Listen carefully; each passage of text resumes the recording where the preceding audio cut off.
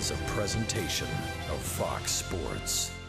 We are Fox. We are Ohio. The Indians clawed their way back into the game last night, only to see a flash of Orioles power put it away in the seventh. The Tribe will look to follow the O's blueprint today, get an early lead against former Indian Ubaldo Jimenez. It all starts in the center of the diamond, and Danny Salazar will attempt to throw up some early zeros next on Sports Time Ohio.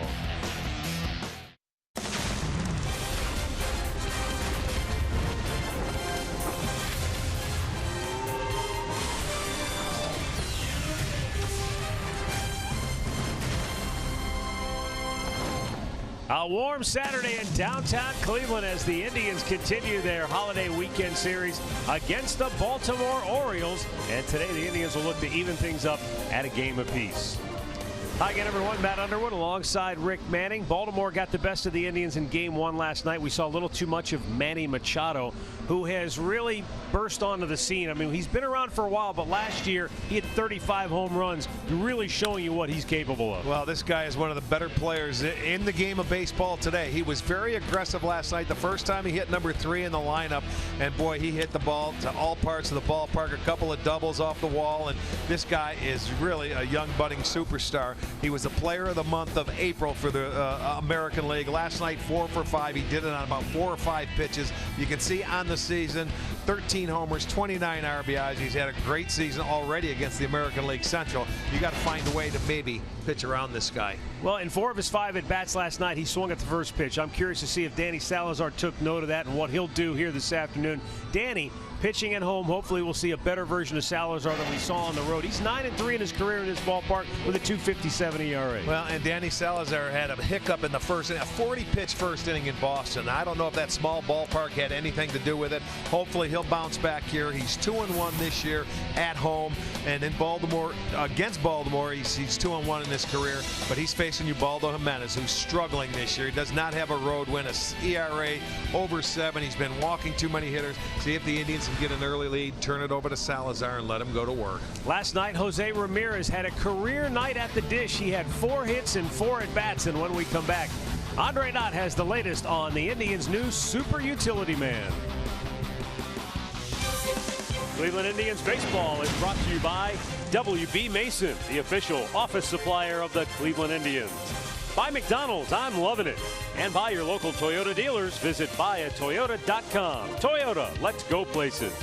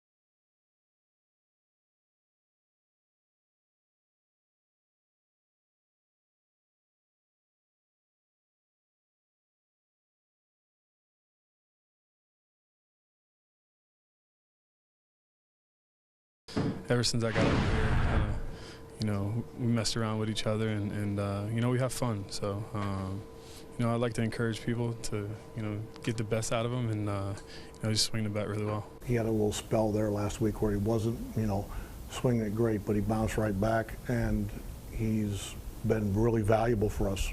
We've played him all over, we've hit him all over, and he's been, especially with Brandt out, he's been really big for us because he's done a lot of things offensively. Mike Napoli and Terry Francona with our Hear Right Sounds of the game, talking about Jose Ramirez, who has really filled a valuable role for the Indians this year, playing all over the place, especially in the outfield. He's been great defensively. Now he's really starting to come into his own offensively. With more on Jose Ramirez, here's Andre Knott. Well, for Jose Ramirez, he's batting in the 5 spot, and from afar, he doesn't look like the prototypical 5th batter. And really, when you look at the leadoff hitter, Carlos Santana doesn't look like the prototypical leadoff hitter. But in talking to Terry Francona, he goes, look inside the numbers, and you'll see why he's doing it. When you get a guy in scoring position with 2 outs, Ramirez right now is a guy that does not strike out and finds a way to get on base. Santana's a guy that walks a lot, so he likes those 2 guys there. This is the 22nd start of the season at left field for Ramirez. Slowly but surely, he's getting more and more comfortable at the position. He scored 5 runs in 5 games straight, and after going 4 for 4 last night, this week, since a home run in Chicago, he's 7 of 24, and he's been in the middle of anything offensively the Indians have done this week. And Andre, obviously, with Michael Brantley, his return still in question. It looks like Ramirez is going to get the bulk of the playing time out there. He's going to get the bulk of the time out there, and he is getting more comfortable with the plays out in left field. And if he keeps swinging the bat the way he's been swinging it recently, I think they'll be okay, even though they're ready to get Michael back as soon as possible. Well, I'll tell you what, the job he has done with Brantley out has been phenomenal, because he hasn't had one spot in the lineup. He's been the floater up and down the lineup offensively, defensively, third base. You know, he'll come in late into a ball game, which is a no-win situation because you're expected to make the plays when you're in the late part of the ball game. If this guy gets an opportunity when Michael comes back and he gets back to full strength and you can play him, it'd be nice to see him play one position. I don't know if he's ever going to do that now. Well, you're right. And we've seen guys succeed in that role where they're not an everyday player at one position, but they're an everyday player. Right. Yeah, Ben Zobrist comes to mind. Well, Ben Zobrist, and you go back to where it all started. Tony Phillips was one guy that you know, started that utility player, but I'll tell you, Ramirez has been outstanding. The Indians take the field behind Danny Salazar, and it is smoking hot at game time here this afternoon. Let's take a look at the lineup Danny will face for Buck Showalter and the Baltimore Orioles. Adam Jones leading it off, and he was good last night with 3 hits. Hyun-Soo Kim will bat second, Manny Machado third. Chris Davis, Mark Trumbo, and Matt Wieters in the lineup today, occupying the middle third. Then it's Jonathan Schoop. Pedro Alvarez is at third base and hitting 8th, the former Pirate. And Joey Rickard in right field today, batting 9th. And today's Northern Ohio Honda starting pitcher for the Indians, Danny Salazar, his 10th start this year, coming off a season low 4 1/3 innings at Boston, where he gave up 8 hits and 4 runs. That was you know, just a start. He was all over the place. He had a 40-pitch first inning. He needs to bounce back here, get aggressive. Now, that's the one thing we're going to watch today, because Baltimore's offense was very aggressive yesterday against Trevor Bauer. We'll see if they do the same, because when Salazar is on the mound, he gets the 2 strikes on a hitter. They're hitting just 104, so they may want to try to avoid that, and you can't blame them. Let's check out the defense behind him today, brought to you by Jeep. Looks like this: Ramirez in left, Davis in center, Chisenhall in right. It'll be Uribe at third, Lindor at short, Kipnis is at second, Napoli at first, and Gomes behind the plate. Jim Wolf will call the balls and strikes. Adrian Johnson at first, crew chief Gary Cederstrom at second, Lance Barksdale down at third. 86 degrees at game time here this afternoon. And according to the scoreboard, even warmer than that. Scoreboard showing 89, but at 72 yesterday. I know, I'm not so sure how accurate the scoreboard We're not going thermometer off the scoreboard. is. Tell you what, though, it is hot. And this is beautiful on this Memorial Day weekend. Nice crowd settling in for Indians O's Part 2. And right now, the Indians trying to get back on the winning track against their former arch rivals in the old AL East days. And you have to go back that far for a longer losing streak against Baltimore for the Indians. They've dropped 5 in a row. They haven't lost more than 5 straight to the O's since a 9-game skid back in 1978 that carried over into 1979. We're underway on the first pitch. Jones pops it in the air, left center field. Rajai Davis over, and the center fielder has it, 1 down. Well, we thought they were going to get aggressive. They swung at 19 first pitch swings yesterday, and they start the game off today. Brick, the keys to the game, courtesy of Wayside Furniture. The Danny Salazar changeup. When he's ahead in the count, he'll throw that changeup almost 40% of the time. And for the Indians hitters, patience against Ubaldo Jimenez. He has 1,500 career strikeouts, but 745 career walks. Yeah, they may be able to get that pitch count up on him. He's normally at best 5 innings, 100 pitches. First pitch to Hyun-Soo Kim is up high. He was 0 for 3 last night. Scored a run. He was punked on the left big toe by a pitch from Trevor Bauer his first time up. And it hobbled him as he went down to first base. But he's back in the lineup here today, and he grounds out. And Danny Salazar has made 3 pitches. And he's got 2 outs. What a difference. What a difference a start makes. This was last night, that pitch down and in. I'm not so sure it didn't get him closer to the navicular bone, which is a little bit higher up on the foot. It's painful. Dr. Underwood. What bone? I've dealt with that before. Okay. I speak from experience, my friend. Can I borrow your stethoscope? That was good. Just call me Doc. Now here's Manny Machado. This guy, we talked about him in the open. 4 for 5. And in 4 of those 5 at-bats last night, he swung at the first pitch. And did some serious hurt with it. He sure did. A couple of doubles. You look at his rankings. He's right up there too with multi-hit games. He's 1 ahead of Francisco Lindor. He's 2nd in hits. Nice pitch by Danny over the outside corner for a strike, and it's 1-1.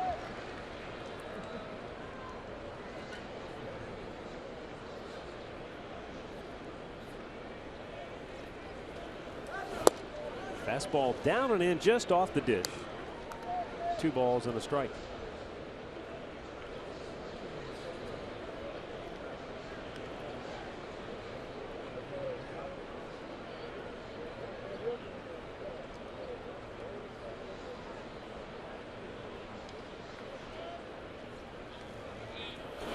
And a good off-speed pitch, but well, that's good changeup. Well, it was a little low, and the thing of it is, when 2-1 count, you're going to have to throw that for a strike.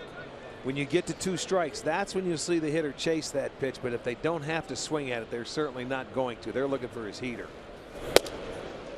And just missing ball 4, so a tight strike zone and a 2-out walk. They'll bring up Chris Davis.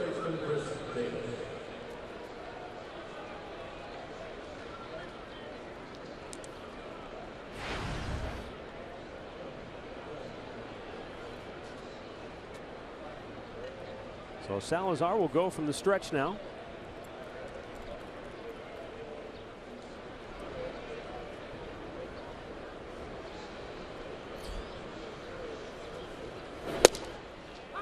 And he gets ahead with a first pitch strike.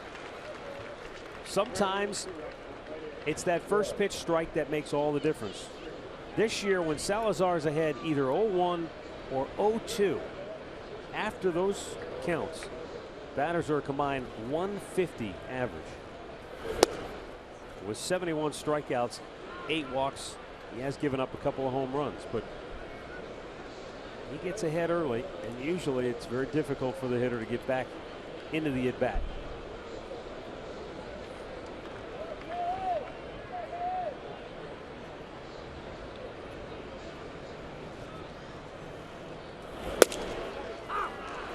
And a high fastball puts him ahead of 1 ball and 2 strikes.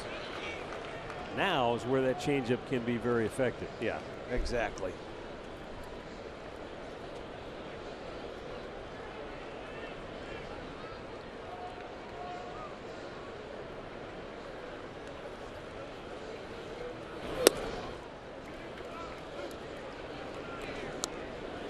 Two balls, 2 strikes.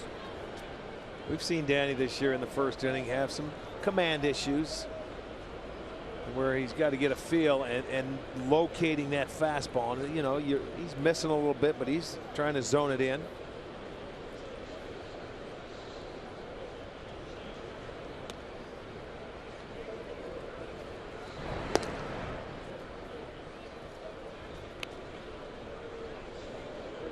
It sounds so simple because he has such a gift. He has the kind of fastball that when he wants to throw it, he can just rear back and throw it right by you. Oh, there's no doubt.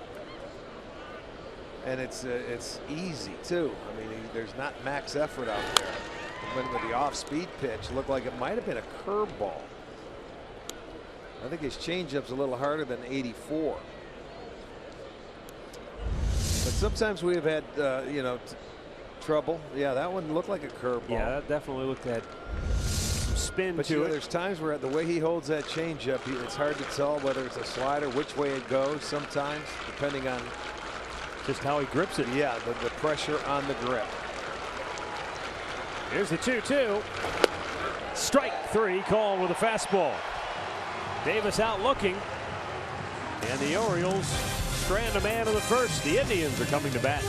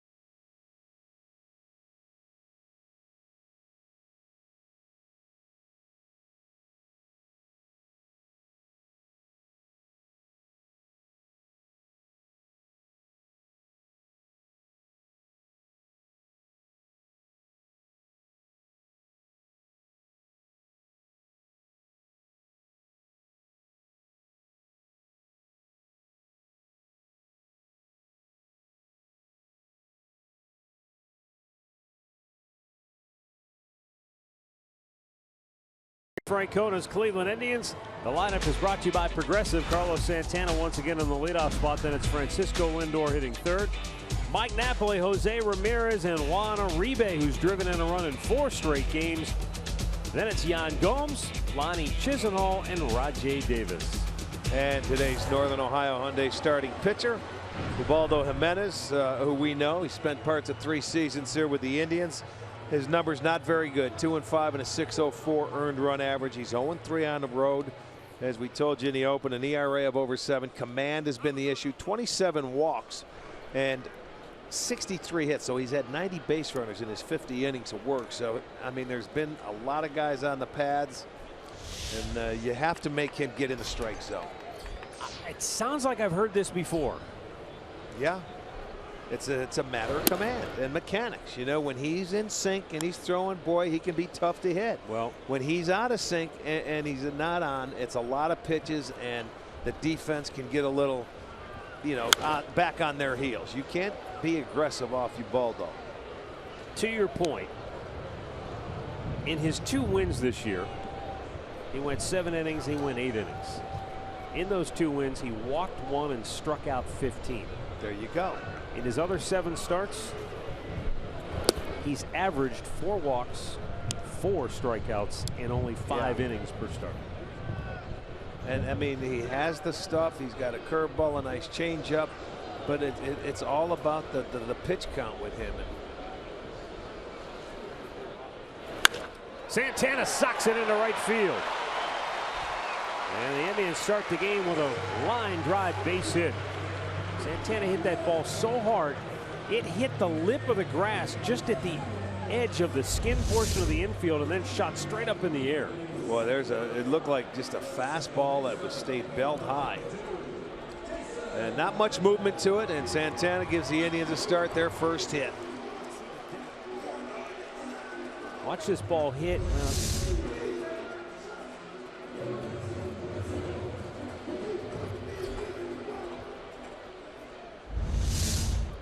Watch the divot that it took. Oh yeah, right on the edge of the grass. And Jason Kipnis looks, it's up high, ball one. Kipnis with a hit in 5 consecutive games.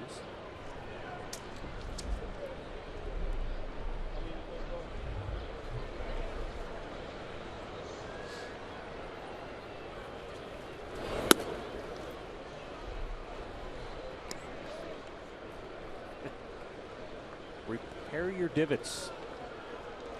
Maybe Carlos has got a little divot tool in his back pocket when he goes by. Well, I'll tell you what, if you're a second baseman or somebody out there, they're going to fix it, I would think.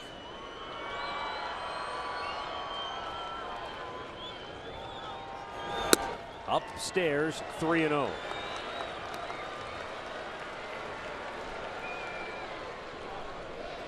You know, starting a game out, that's what I think I would do. My plan of attack offense, make him throw strikes. You could take 2 pitches here to make him get in the zone and, you know, challenge him to throw 3.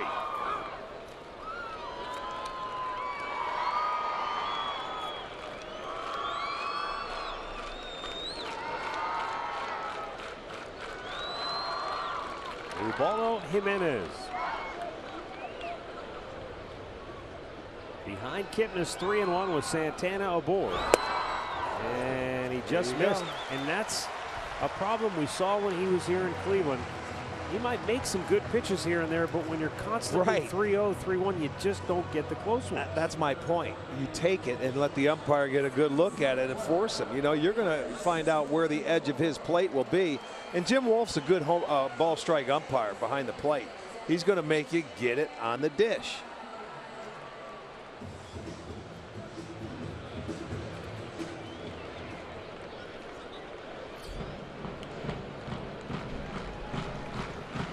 Francisco Lindor takes an off-speed pitch down for ball 1.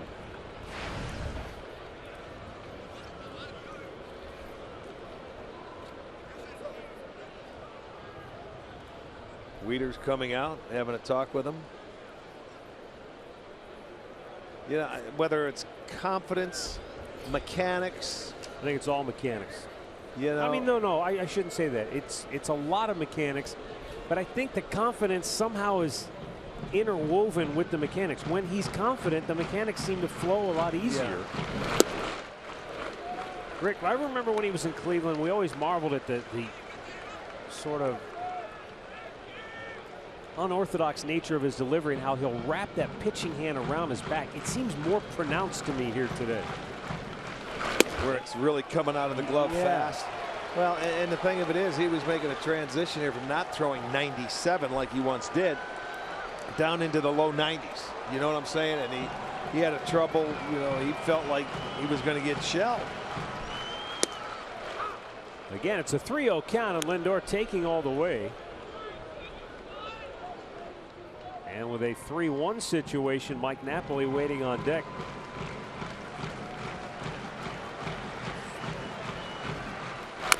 Lindor swings and a slow roller to first. Well, they'll get him over. And that is the first out in the inning as Santana goes to third and Kipnis into scoring position. Let's check the defense behind Jimenez today. It's going to be Kim in left field, Jones in center. Rickard is over in right. Alvarez is at third, Machado at short, Scope is at second, Davis at first, Wieters behind the plate.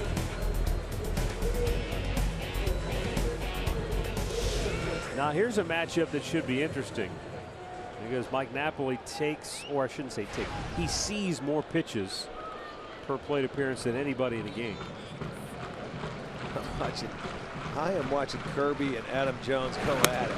Kirby's trying to set him to play in center field, and He's talking to him, yelling at him, and he's yelling right back.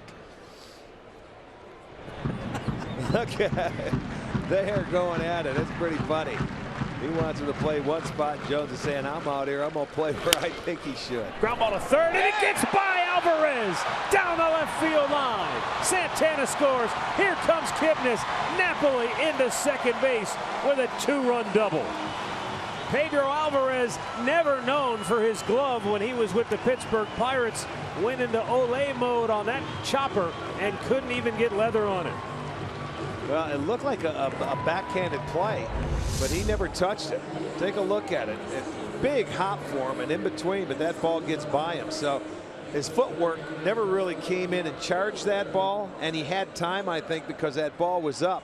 He laid back on it, and that ball played him. And it stayed down, and it gets by him. So Napoli, no, they don't give him a hit either. Is that an error? He charged him with an error and only 1 run batted in. Okay. Well, that's the ball. He let the ball play him there instead of being aggressive and trying to come get it. And he might have had to play at the plate had he done that. 2-0 Cleveland. And Jose Ramirez batting with a runner in scoring position and 1 out.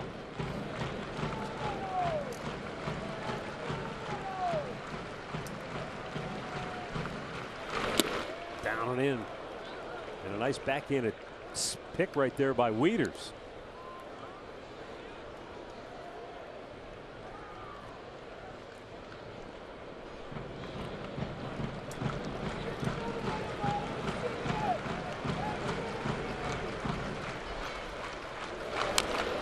And Ramirez almost looked like he was kind of caught in between there. 2-2. After his 4-for-4 performance last night, Jose Ramirez has 15 hits in his last 33 at bats here at home.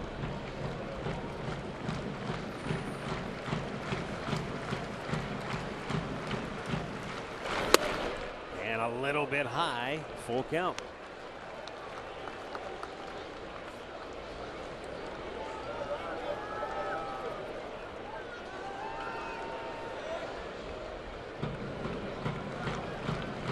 And a 3-2 pitch is low, ball 4. He's walked his second in the inning. And the 6th man to bat will be Juan Uribe. And Buck Showalter is already on the horn. That's the hot line, the red one. I mean, you know, 1 hit, they've given up 2 runs. They've got 2 more guys on, but the 2 walks and an error. And that's what happens when a guy like this pitches. He falls behind. The guys aren't aggressive. And you know what? You get bad defense. And Baltimore's a good fielding team. They're 5th in the league. They've made 23 errors, now 24 with the 1. But when you play behind guys like this, they put you to sleep. We talked about that about Josh Tomlin in Chicago when he pitched. Boy, you know, you score, you go out, he has an 8-pitch inning, you come in. Big difference when you play behind guys that throw strikes. Runners go.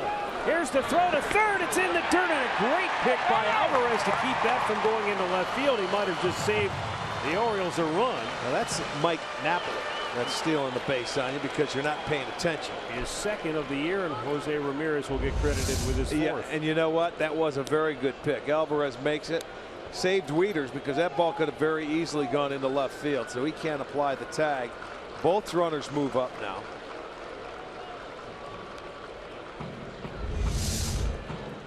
And now Juan Uribe, who has driven in a run in 4 consecutive games after he drove in 6 runs total in his first 32 games this season.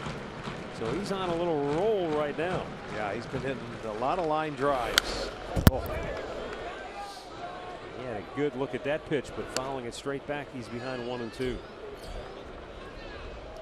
Already 25 pitches for Ubaldo and 15 balls to just 10 strikes. You know, he is just on the year. He averages just about 18 pitches per inning.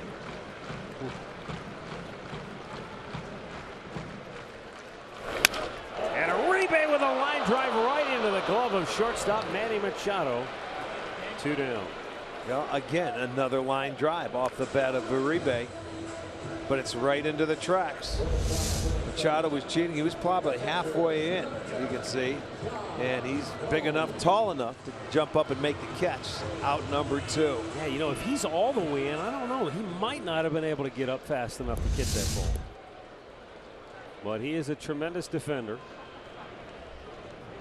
And so with 2 down, Yan Gomes steps to the plate. And he hits a ground ball. A diving attempt, but Schoop can't get it. Scoring is Napoli. Here comes Ramirez. He scores 2. Yan Gomes with a 2-out, 2-run single to right. And it's a 4-run first for Cleveland as Gomes continues his hot-hitting ways with runners in scoring position. That's his 11th hit in 29 tries with 20 runs batted in. Our AT&T high-speed replay, Rick, really good approach there. Pitches away, you go with it. And he desperately needed that. He's been struggling offensively, boy, to come up. And what the Indians did right now, they did what Baltimore did, that 2-out base hit in the first inning. They had 3 yesterday, but that makes it a 4-run inning, and that is a huge hit right there, believe it or not. I know it's early, but for Gomes, he needed that. That's a confidence builder.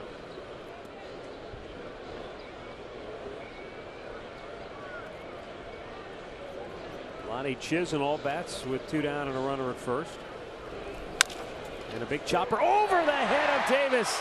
And on his way to third base goes Yan Gomes. Indians at the corners with 2 down. Their 3rd hit in the inning. Well,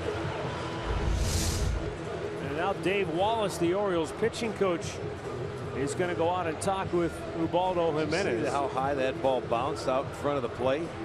Davis was holding him on, which he had to. He comes off, and that thing was like it hit a rock or something and took off. Very hard, bounced over his head.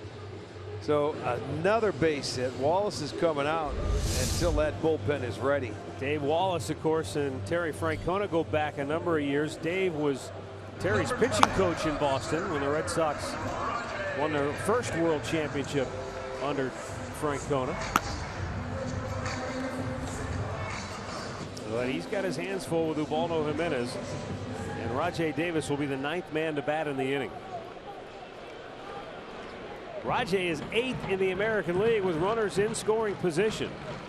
And he's got Gomes at 3rd with Chisenhall at 1st and 2 down. And it's low and away, ball 1.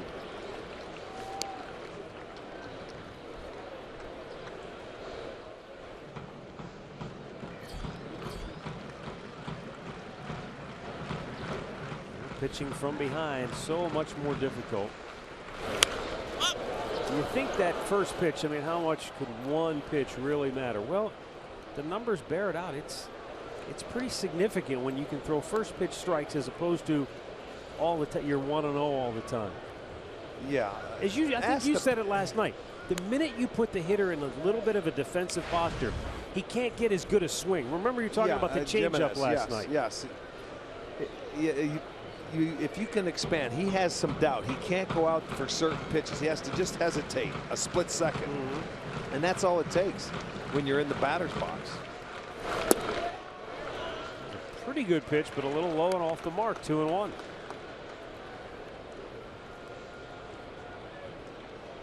And so now the way this inning is unfolded, 2-1. Rajai Davis is sitting there. He could sit and keyhole him and say it's got to be fat and right down the middle, or I'm not swinging. Well, this is the 9th man to the plate, and this is probably the last man if he doesn't get him out in this inning. Vance Worley trying to get loose as quickly as he can for Baltimore. I think he's close, though, to getting ready. He does throw a strike here to even the count of 2-2. Like you say, it's not one he liked. It was something. Let's check it out on our Nissan pitch tracker. It looks like it was down and away. That's not one you want to swing at as a hitter. And and it was down in the zone.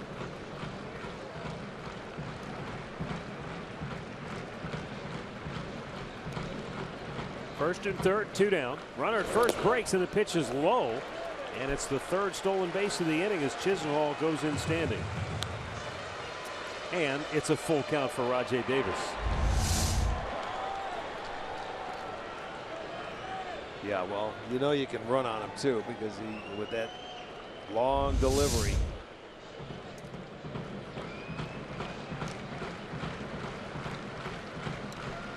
And the payoff pitch is how he called it a strike, and a gift gets Ubaldo Jimenez out of the inning. But the Indians strike for a 4 spot here in the first. A whiff by Alvarez, and the Indians pounce.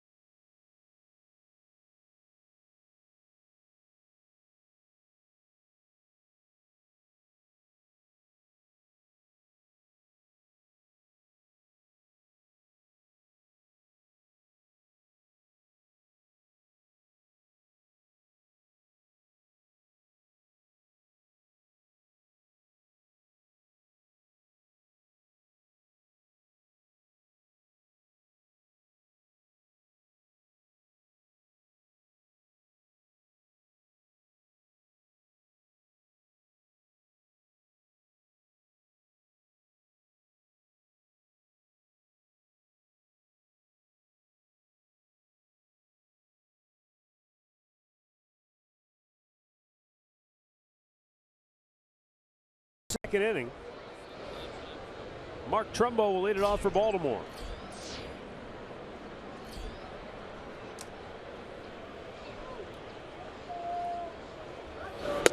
And straightens him up with a fastball inside.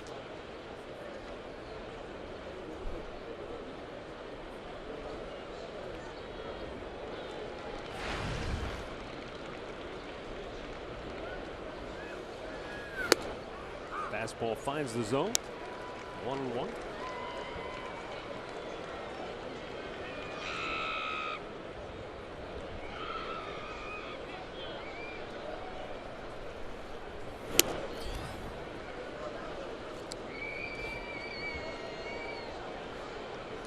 Mark Trumbo, Todd Frazier, they each homered last night. They share the top spot in the league. Ball smoked deep center field. Rajai going to watch it go and hit off the wall.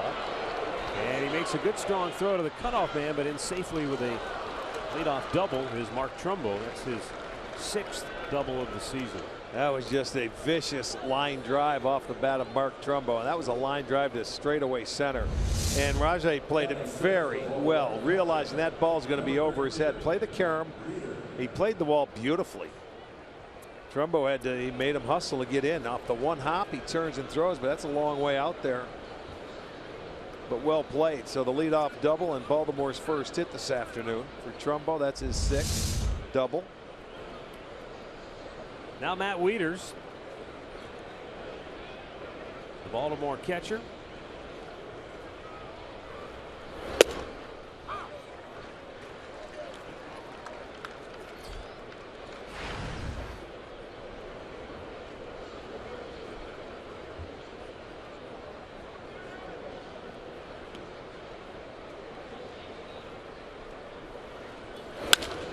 And he socks one to center field. Rajai has that played perfectly. 1 down.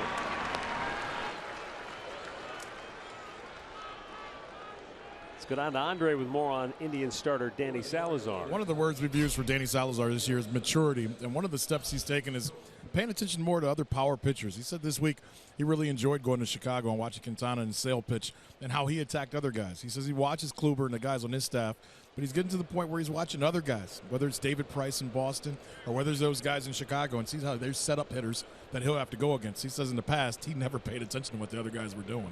You know, why wouldn't you watch the best when you see a great pitcher, you know, that's opposing your team that night? Boy, that you can learn something every day at a baseball game if you sit and pay attention. Well, I offer you this in explanation. When you have the gift that Danny has, when it comes easy, sometimes all that other stuff you don't know. Why do you need all that? I just throw it by him. You know what I'm saying? I know exactly. And then all of a sudden you get to the big leagues, and maybe now you take a step back and say, "Whoa, maybe I do need to check those scouting reports and watch what other guys do." You want to make yourself better, and he's been blessed with being able to throw that ball as hard as he can, and blessed with a great arm. What would you give to see Tomlin with that arm? The way he works and the way he thinks. I mean, that's the whole point. Sometimes you don't have to work for it to be good, but to become better and become the best, you certainly do.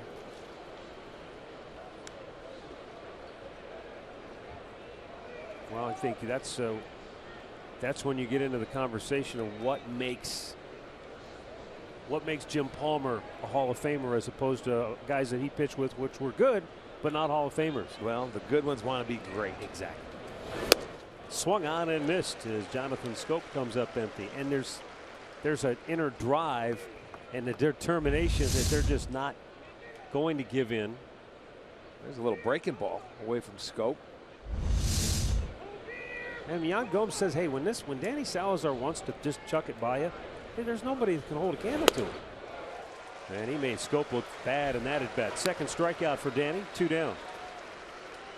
I mean, this is an Indian staff that when you just look at the pure stuff on the Circle K strikeout era of Corey Kluber, who has tremendous ability and already a Cy Young Award winner.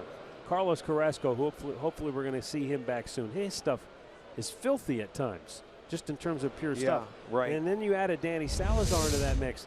And Trevor Bauer, who's starting to figure some things out. I mean, Josh Tomlin, let's not forget him. Yeah, these guys have. They've got very good starting pitching. And you know, you're not sneaking up on anybody because other teams know it. They know they're coming to town. Pedro Alvarez getting a start at third base today, hitting just 192 with 3 homers, 11 driven in. Well, it's funny you say that because when I was having a conversation with Jim Palmer today, he was looking forward to watching Danny Salazar pitch because a great Hall of Fame pitcher, as you say, but he hears the rumors how he can throw his changeup. He talks to the hitting coach on their team, the pitching coaches, and they certainly want to watch people that they hear are very, very good pitch, just like we do.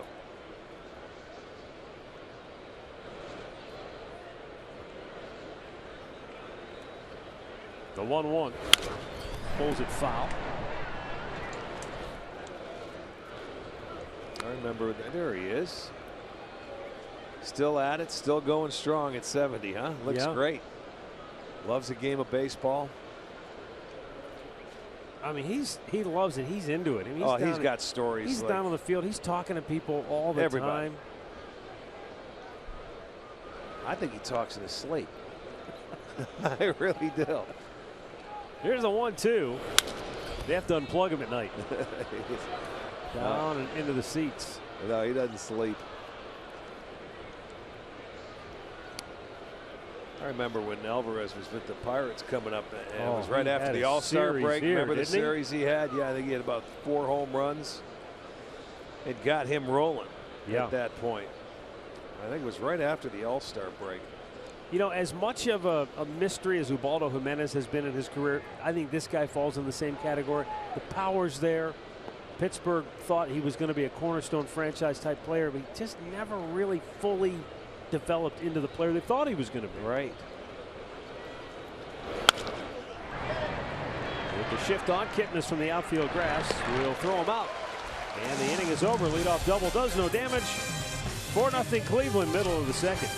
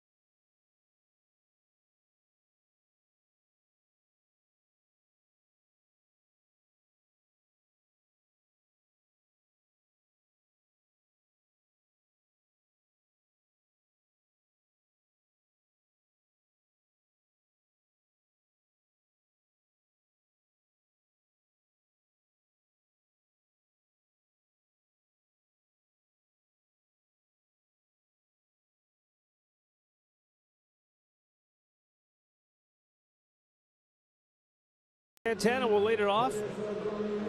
He singled to start the game and came around to score the first of 4 for the Indians in the opening frame.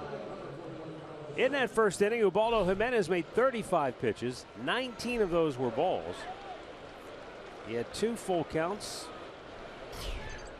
And only 3 out of 9 first pitch strikes, so make it 3 out of 10.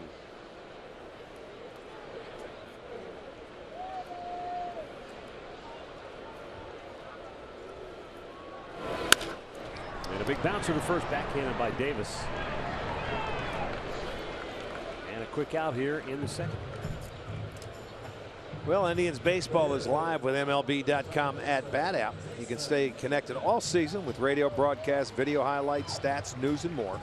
Download the MLB.com at-bat, the #1 app for live baseball on your smartphone and tablet.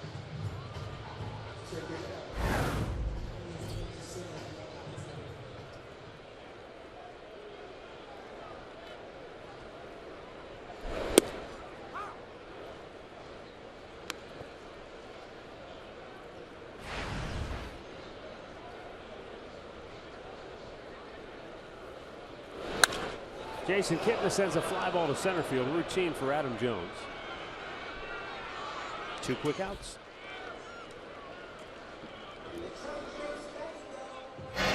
Here's our great clip of the game from last night.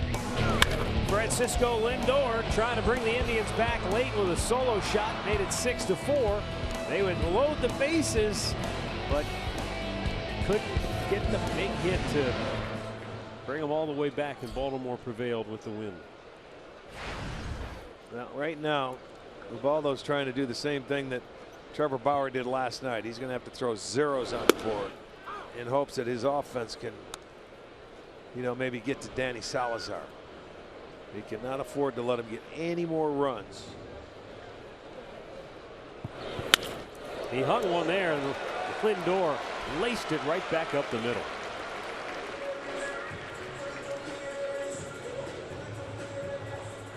Sure if that was a curveball. Yeah, I think it was high curveball. Yeah, I mean that started above the umpire's mask.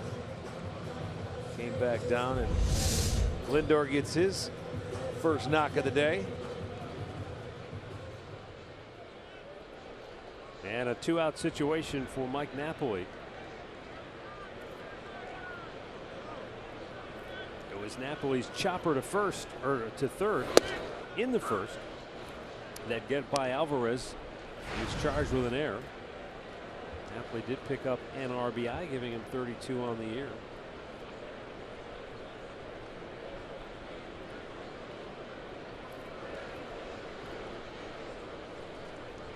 Throws it in the dirt. Nice job by Davis to pick it. I tell you what, if it throws on the money, I think Lindor was out. No question. No question about it. See, Davis couldn't apply the tag because it was a short hop and his glove was going up. And Lindor was going to second base for the stolen base, but by the time he could apply the tag, he had his hand on the base. They already have 3 stolen bases, so they feel they can run at will. There's the throw, and not in time. Make it 4. Throw hopped in there. If Wieters makes a little bit of a better throw, they might have had him, but Lindor with his 10th stolen base. But you see, that's the whole thing. You have to do everything perfect, you know, with that throw.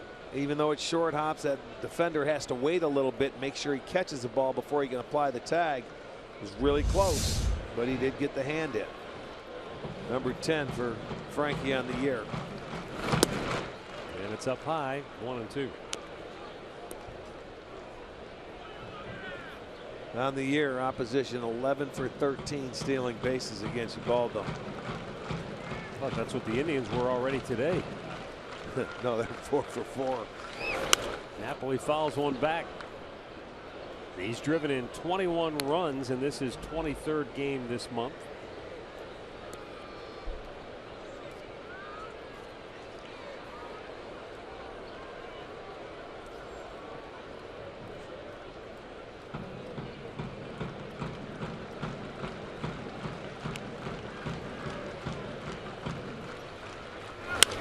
He just punched it into left center field. He's got an RBI base hit here. Coming home to score is Lindor, and it's 5-0 Cleveland. Well, I like that swing and approach by Mike Napoli there with a runner in scoring position. You know, he gives in. He looked like he was just trying to put it in play. Watch this short swing. Just kept it back, didn't try to pull. Got the foot down. He reached for it, but he kept his hands back. Hit a little soft line drive into left center field. Guess what? RBI. Napoli now with his second. Well, they do add on. They get that 5th run.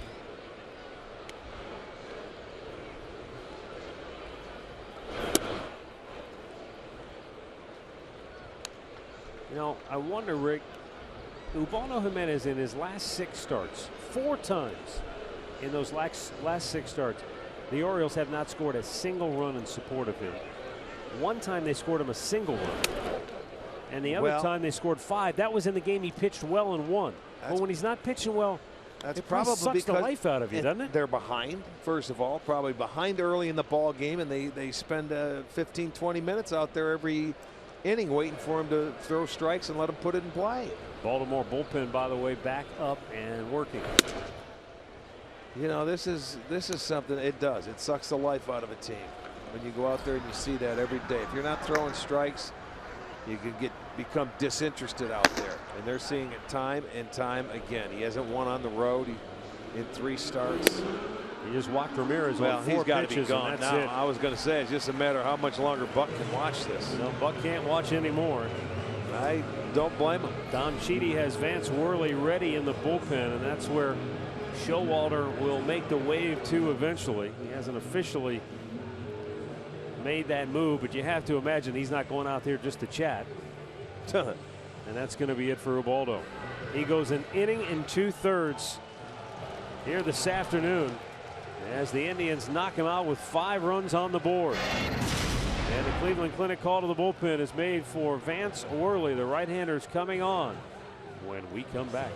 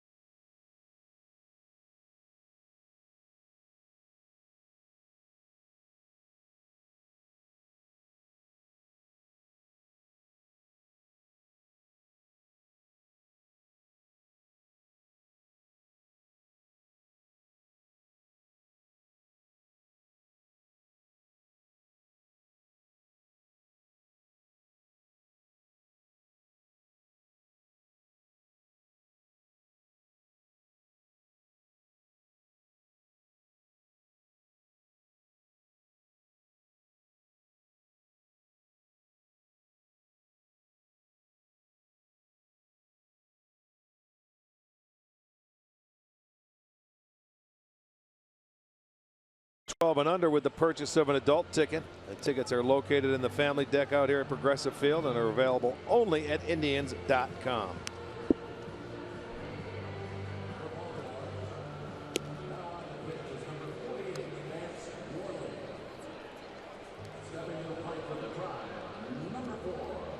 Vance Worley with his 4th different organization since he was originally drafted by Philadelphia in 08.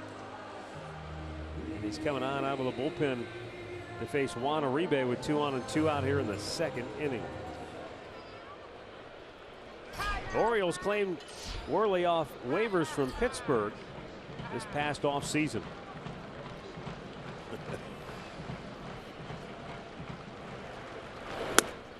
And the pitch is high, ball 1.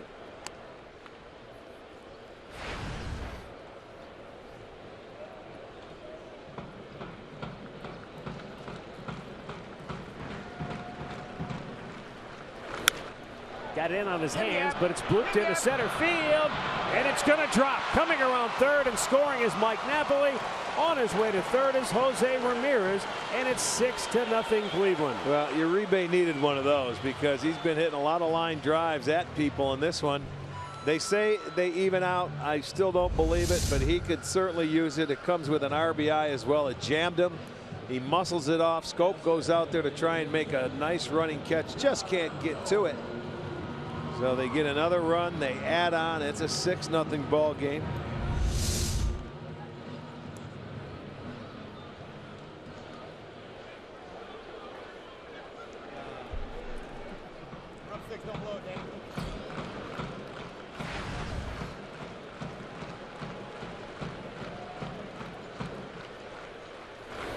Yan Gomes fouls one over towards the Indians dugout.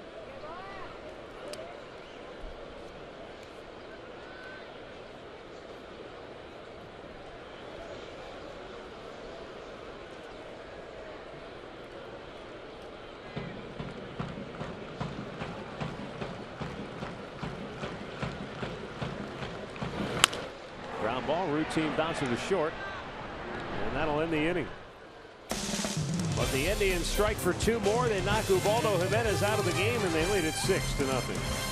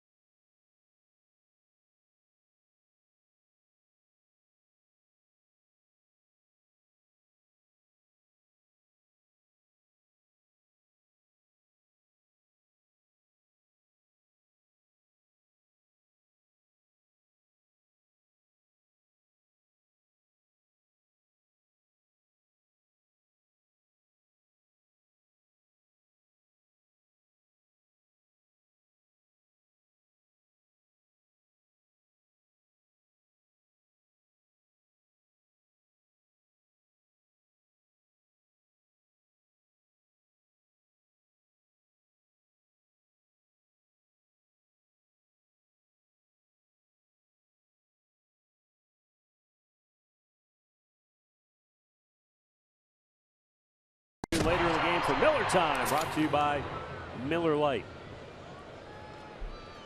I would imagine that beer sales are probably at the best they've been all season long. I would think so. As warm as it is, that ice cream. There's a lot going on.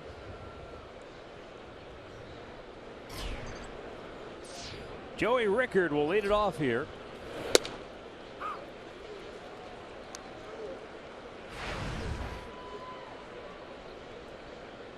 The only thing that might keep beer sales down a little bit is people are still recuperating from a long night of celebrating the Cavaliers winning the Eastern Conference Championship, another berth in the NBA Finals. Yeah, congratulations to the Cavs. To Dan Gilbert and the entire Cavs organization, Tyronn Lue. LeBron and the gang will go for the championship against Oklahoma City or Golden State. We'll see tonight. And that game's tonight. If Oklahoma City wins, then it'll start right here on Thursday in Cleveland. And if the Warriors can win the next 2, then the Cavs will go out there. 0-2 pitch to Rickard, and he pops it up. Napoli near the bag. 1 away. The injury report today is brought to you by the attorneys at Elk & Elk. And for Arizona, they lose a couple of pitchers, Shelby Miller and Ruby De La Rosa.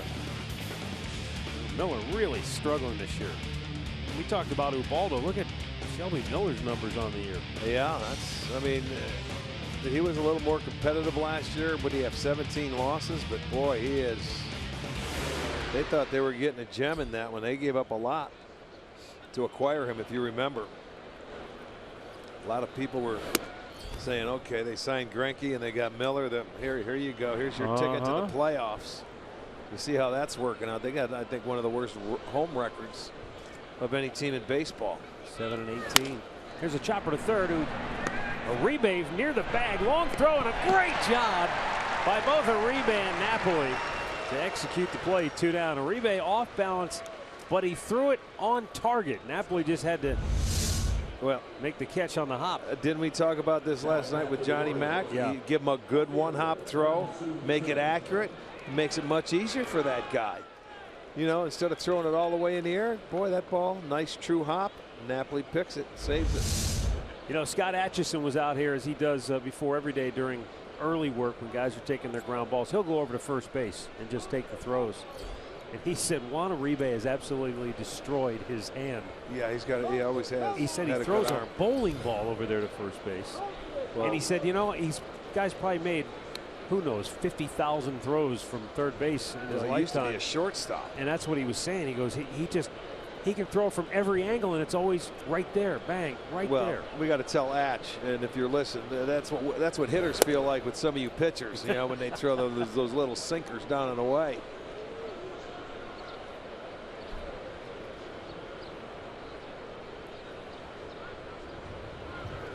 Now the 2-0, and Kim takes grounded out to first base. It's only time up.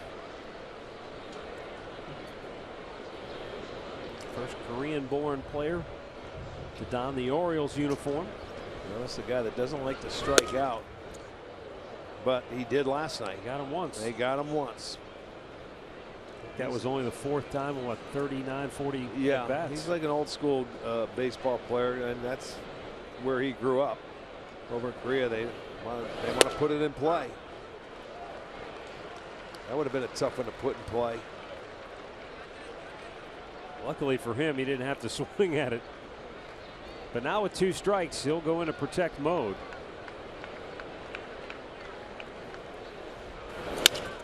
And he grounds one up the middle. Backhanded by Kipnis. Off balance throw. Got him. A fine defensive effort by the Indians' second baseman, Jason Kipnis. And that ends the inning. So the Tribe flashing some leather here in the 3rd, and the O's go 1-2-3.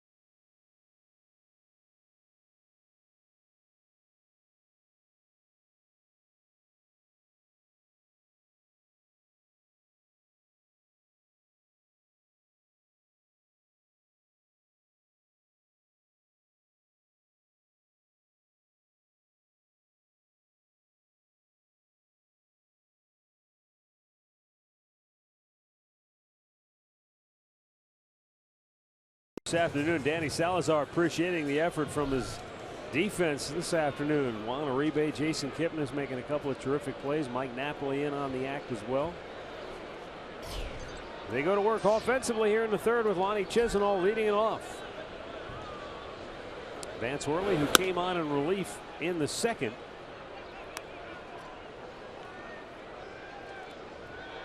Gave up an RBI hit, then got Yan Gomes to bounce out to end the inning.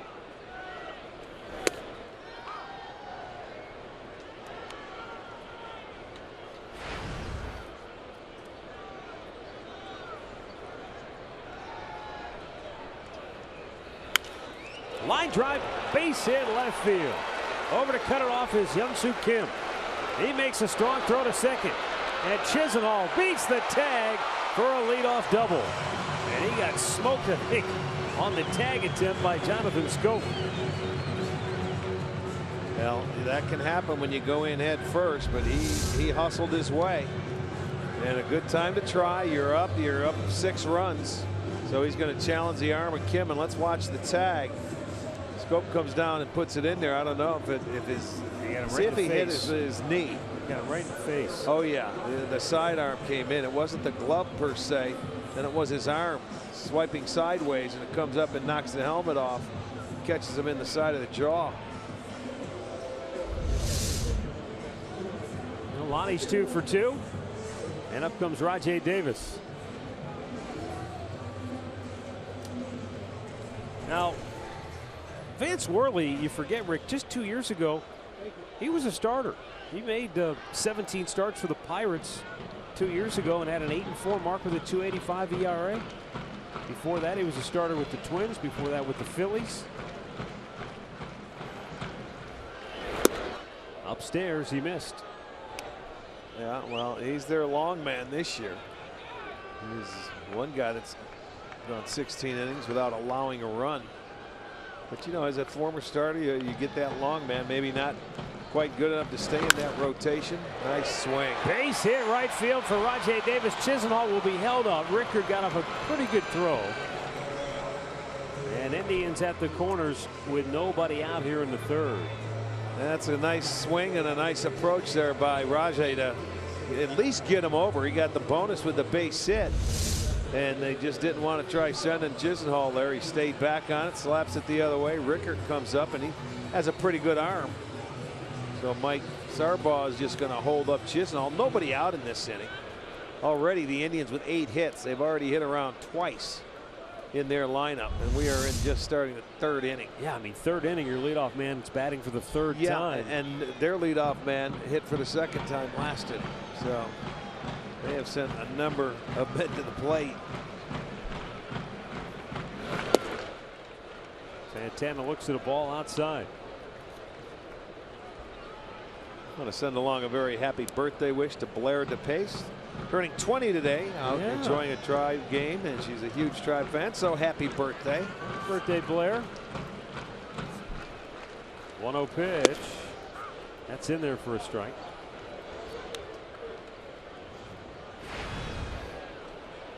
The ebbs and flows of a major league season. Santana looked like he was starting to get hot, and then last 6 games, just 3 for his last 23.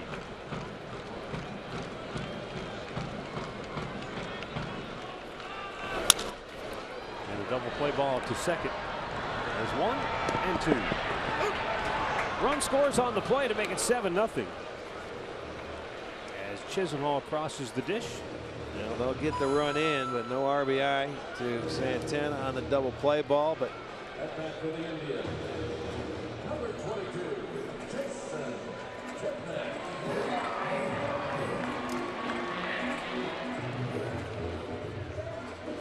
Jason Kipnis will bat here. Walked and scored in the first, flied out of the second.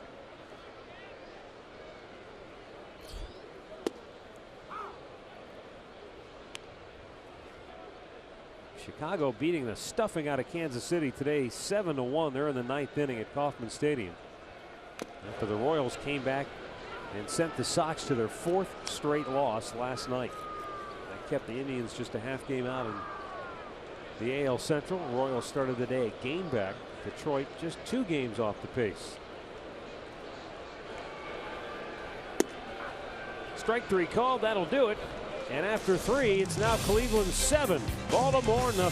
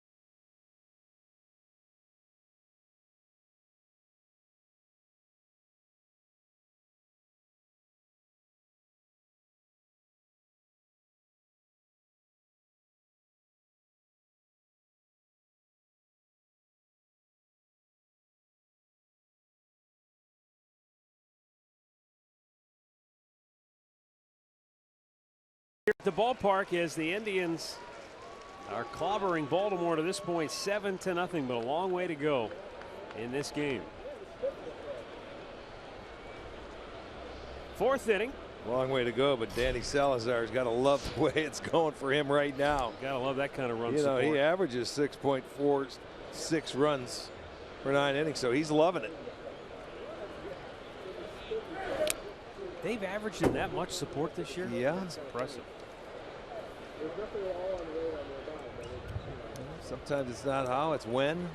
Well, of course, yeah, the Cincinnati game 13-1. That'll Yeah, help. I mean, you know, a couple of games you're going to have some blowouts. They have a chance to do the same thing here, the way it's going. Yeah, that start against Kansas City where they were up 7-0.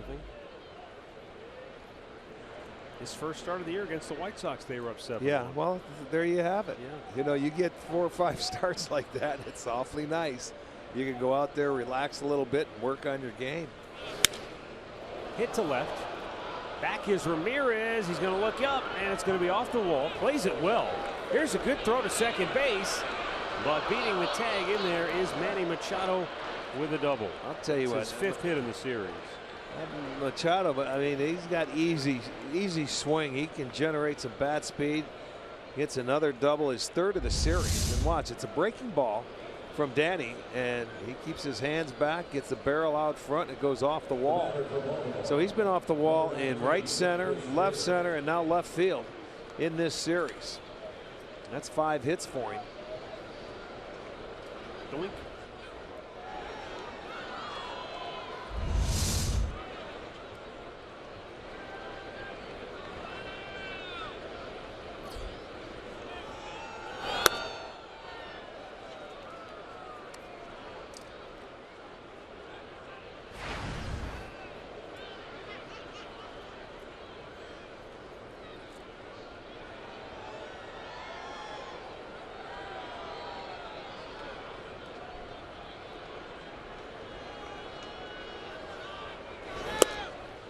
Yeah, Rick, I mentioned it in the open, and Manny Machado, he's been around for a while, but he still is a month away from turning 24.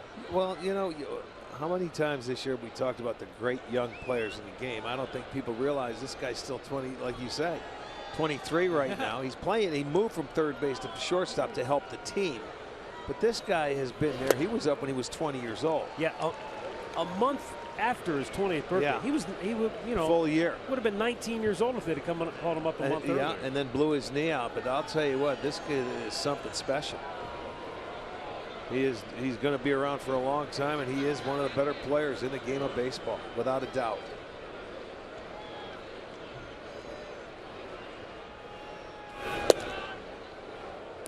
Yeah, guys like Machado, and I think you can put Francisco Lindor into that same category. The guy down in Houston, Carlos Correa. Bogarts, don't forget him. Oh yeah, Xander Don't Bogaerts. forget him.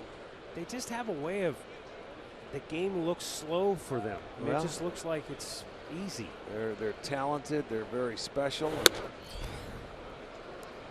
They're fun to watch.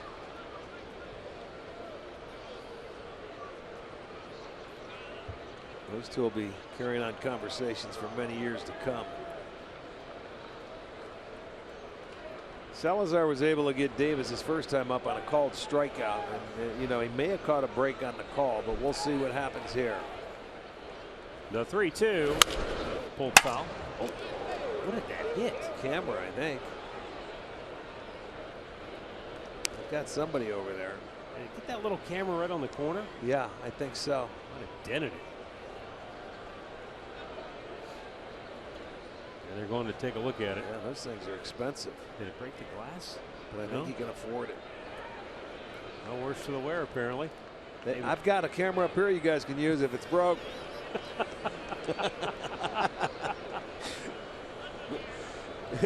It's a RoboCam. You can look everywhere. Come on, spin it around and put it on him. Swung on and missed. Davis down on strikes for the 2nd time today, as Danny gets strikeout number 3 in the afternoon. Looked like he elevated it a little bit to Davis, and then Davis loves that ball down. You'll see the 3-2 pitch. It's upstairs, and that's tough to catch up. And I think Davis upset with himself that he swung at that pitch. But a good pitch by Salazar gets the strikeout and out number 1 of the inning.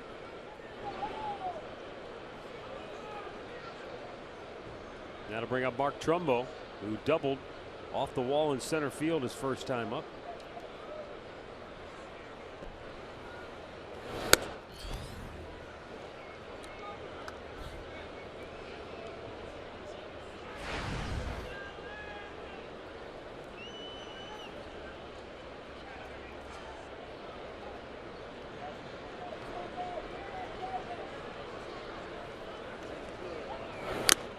Foul tipped it into the glove of Gomes.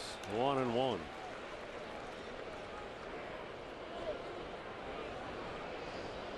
I think that cloud cover came at just the right time for some of the folks here today.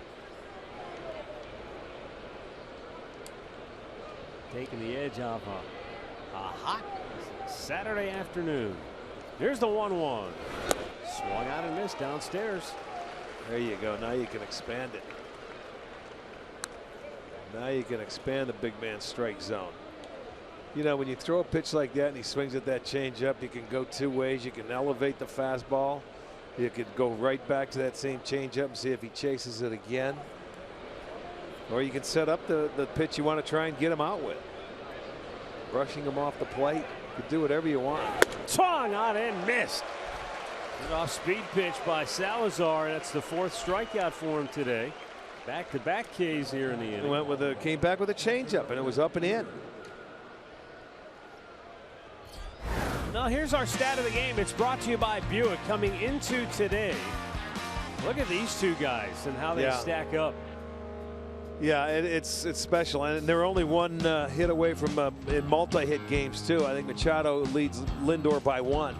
But I mean, you talk about similar numbers. We showed Bogarts in Boston when these 2 were there. We showed Correa when we were in Houston. I mean, baseball's in pretty good hands with a lot of great young players. I just didn't realize, Rick, until I was looking at it, reading this morning. I didn't realize he hit 35 home runs last year. I mean, I know Baltimore, that park can play small, but that's a bunch of bombs. Yeah, small park, that doesn't matter. 35's 35. This guy can hit him a long way too, but Matt Wieters flying out to center his first time up. Switch hitter. Baltimore 2nd in the American League in home runs with 67, and we talked about it before. Believe it or not, the team leading the league is Tampa Bay. They have 1 more at 68. Rays came into today having lost 3 in a row, falling to last place in the AL East. But in the AL East right now, it's so tightly packed. One bad week, you could go from 2nd to last in a hurry. Well, that's how it was. They had about 4 of their teams that were 500 or better, and then it switched over to the Central Division. And that's what the Central has now, 4 teams at least over 500. By the way, Tampa Bay leading New York 5-1 this afternoon. The Yankees began the day game under 500. Well, you said last night, Baltimore already 17 games against the Central Division this year, and you know that's you know they played more against the Central Division than they have in their own division. They played 14 games in their own division. They played 17 against the Central. Popped up, foul ground. Is it playable? Gomes can't quite get to it. Yeah, I don't know if he was able to pick it up right off the bat. Not that it was hit that high, because he was fooled by the pitch, the changeup. Tough for a catcher to get that mask and pick it up and know it's right behind you when he takes a swing. It was good effort by Yan to get over there. Makes the slide, but he misses it by a foot or 2. Royals are trying to do it to the White Sox again. They've scored 5 times in the bottom of the 9th. Oh my goodness. It's a 1-run game. The tying runs at second base. It was 7-1, wasn't it? 7-1 going into the bottom of the 9th. They were able to come back, and they got him yesterday. Came back and got the White Sox late. Robertson has been yanked from the game as the closer, and Canley's trying to close it out now for Chicago. That's what's been their problem, is their bullpen. That was so good earlier. Now the 0-2. Ground ball right at Kipnis. He'll throw out Wieters. And the inning is over. Danny Salazar punches out a pair here in the fourth, and the Indians are rolling up 7-0.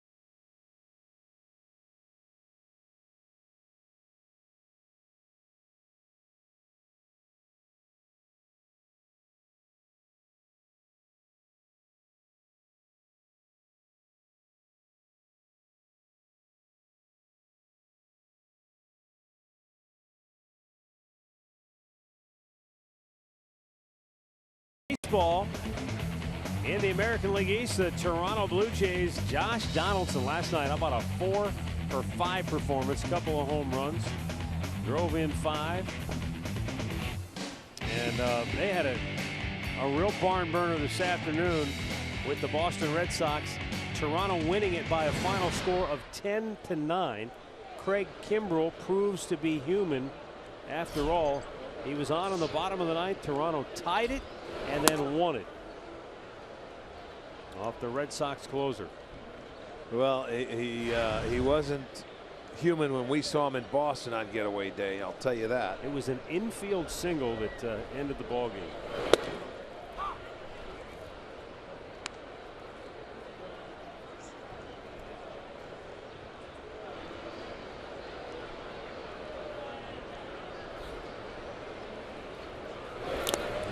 Ball off the bat of Lindor, and in that bottom of the ninth in Kansas City, Drew Butera, I think that might have been a pinch hit appearance. He doubled the deep center field, scoring Eric Hosmer, and the Royals have come all the way back to tie it at 7. It was 7-1 when the bottom of the ninth began. Well, that could be Kansas City holds on, or can come back and win that. That could be a crushing blow to Chicago. Well, you're not kidding.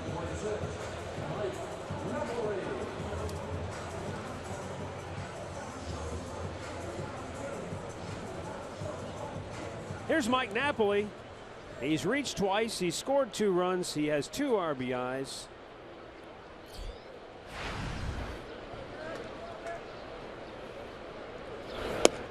And outside corner, a called strike.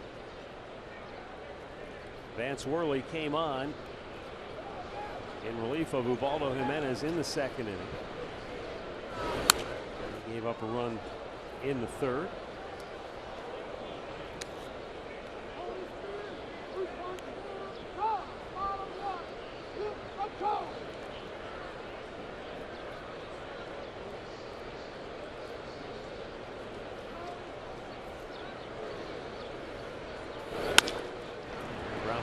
The second baseman scope. Attaboy. And there are 2 down here in the 4th. Well, bring the kids out to Progressive Field on Sundays for KeyBank Kids Fun Day. Kids can run the bases post game thanks to Cleveland Clinic's Children's. Visit Indians.com for the details.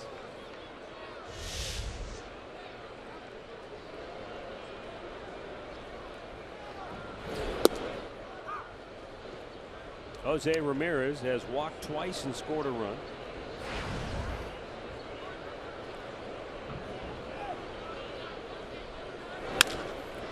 He grounds one up the middle. Backhanded by Schoop. Off balance throw. Got him. And the Indians go 1-2-3 for the first time today. And Schoop assists on all 3 putouts.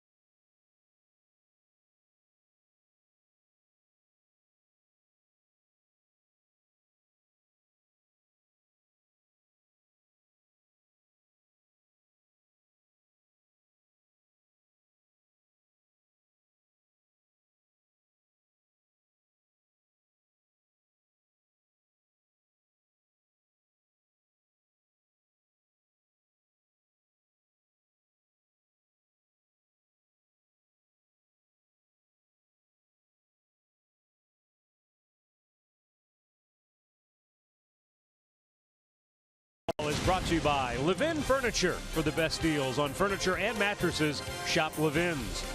By your Northern Ohio Honda dealers. And by the Cleveland Clinic. Access anytime, anywhere.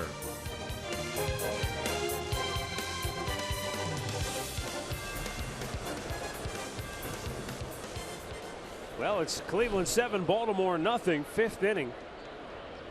Here at Progressive Field, Indians with 4 in the first, 2 in the second, 1 more in the third. And Danny Salazar has allowed just 2 hits. Has struck out 4.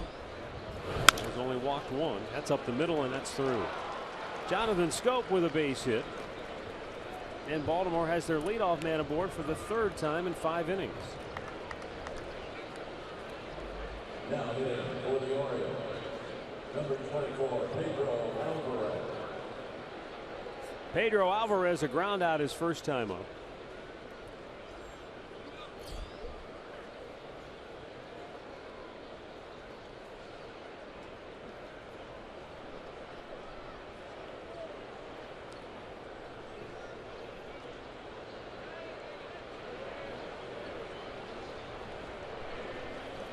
And a pitch inside, ball 1.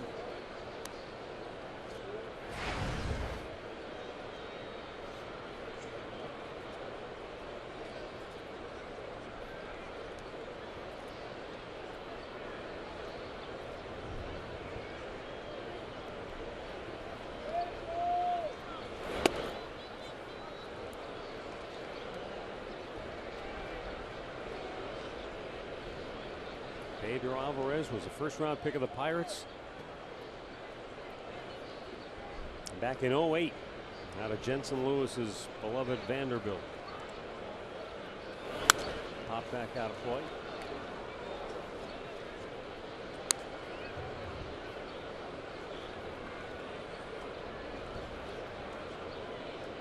Three years ago, Alvarez hit 36 homers, drove in 100 for the Pirates. And then the very next year, the homers were cut in half. He hit just 18 and drove in 56. Last year hit 27, had 77 RBIs. But the Pirates just felt for the money he was looking for, and he made over $5 million last year with Pittsburgh. Well, they just figured for the money they could do better. He was a late sign too. I mean, yeah. He went deep into the spring before he signed it with Baltimore. I mean, that was a strange offseason for free agents, that's for sure. Ball smoked to deep right field. Lonnie won't get it. Yeah, It goes get over the fence for a ground rule double, and Schoop will stop at third. That thing was a line drive that one hopped over the wall. So there you see, he has terrific power. And I mean, he didn't elevate this ball, but he put a good swing on it. And that thing, it took about 2 seconds to hit over Chisnall's head and bounce into the seats. So they have runners at second and third with nobody out trying to get on the board now. It's the third double of the afternoon for Baltimore.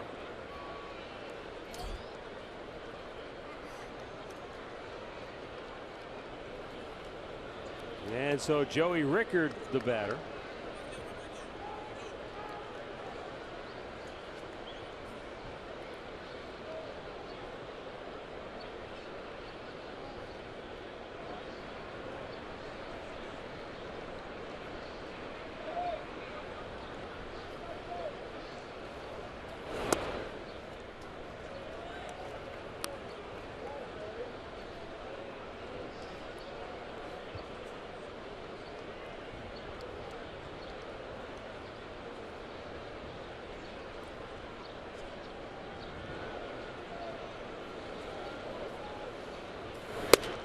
Throw it by him. Good fastball, 1-1.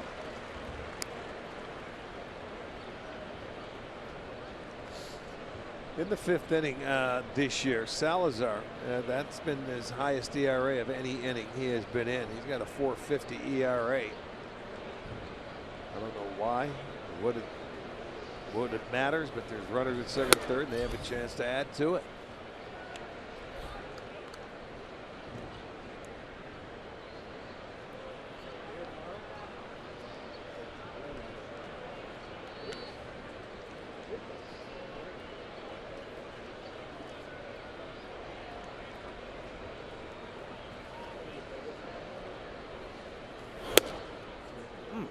Just missing there. And now it's 3-1.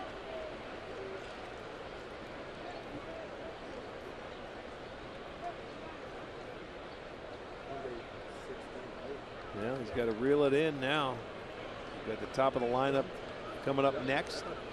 7 and 8 did their job. They got on base. And Danny walks him, and all of a sudden Baltimore still got some life here. Bases loaded. Nobody out. And let's go catch up with Andre, who's chilling in the district. Well, he was chilling. We're having a good time out here in the district. Last night after I saw the beer pyramid, I figured I'd come out here and see what was going on. Don't forget, for $13, first drinks on us. Great time, great place to be out here during the game. Memorial Day, we'll be here with a 6:10 start. All right, is it warm out there, Andre, in that sun? No, it's cool. It's very cool. Okay. That's why I have the Navy shirt on, so you can't see how hot it really is. Atta baby, you're always cool. It's always cool where you're at. I'm looking for that tango party you had last night. I got pictures I'll show you later. Well, Kansas City won it. 7 Did runs they? in the bottom of the 9th. They had 7. Oh my, they were down 6-1. 7-1. They scored 7. 7-1 going into the bottom. Oh of the my 9th. goodness.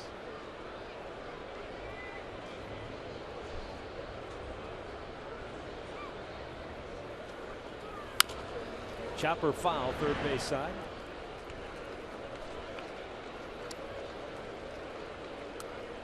That might be one of the most demoralizing defeats a team could suffer. Well, especially after they came back on him yesterday.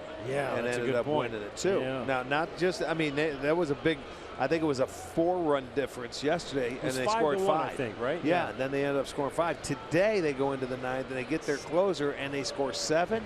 You got to be kidding me. That's going to be, that could make a long year between those two teams. Kansas City believing they can get to their bullpen. Boy, oh boy, that's a crushing blow. And this is a Kansas City team, and we mentioned it yesterday. They're without Mike Moustakas and Alex Gordon. Well, let's think about it. If the Indians hold on and win, then they'll end up being in first place. In Kansas City, they let me see, they were a game out, so they're tied with Chicago now.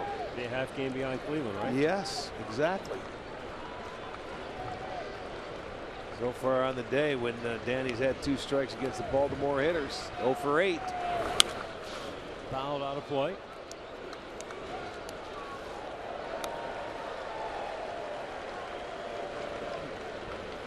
This is a good job by Jones to get a piece and foul off a nasty pitch. That is, you know, as a hitter, if you can foul off that pitch, that's something special. If he can reach that pitch, I got to gas him inside. That was a nice pitch. Because it's an 0-2 count, you don't have to throw it for a strike. In the air center field, Rajay Davis has to backpedal a few. That's going to enable Schoop to tag and score. The throw goes to third base. It's cut off there though by Lindor, and smartly Rickard went back to first. So Baltimore's on the board. It's a 7-1 ball game here in the 5th inning. And now the Birds have runners at first and third with one out. Stepping in for the Orioles, number 25, Hyun-Soo Kim.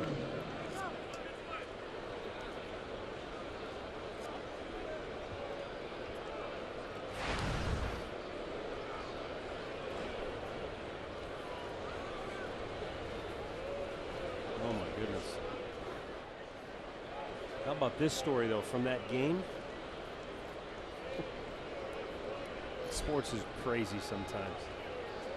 So not only did the Royals stage one of the most incredible comebacks of the year and one for the ages in a 7-run bottom of the 9th, but they did it without Salvador Perez, who had to be helped off the field in the 9th inning when he ran into rookie Cheslor Cuthbert, who was playing third because Moustakas is injured. Perez went down in pain. The trainer, Nick Kenny, Ned Yost, came onto the field, and he had to be helped off. They're already a mash unit out there. And it was Drew Butera who came in. And I remember I said I thought he was pinch hitting. Right. He was actually batting for the first time because Perez got hurt in the top half of the inning. Yeah, that's, if they lose him for any amount of time, that could really be a tough loss for Kansas City. Strike to Kim. There we go. Good fastball. You know, you got that ball in the inner part of the plate. Look at that fastball, comes back, perfect pitch.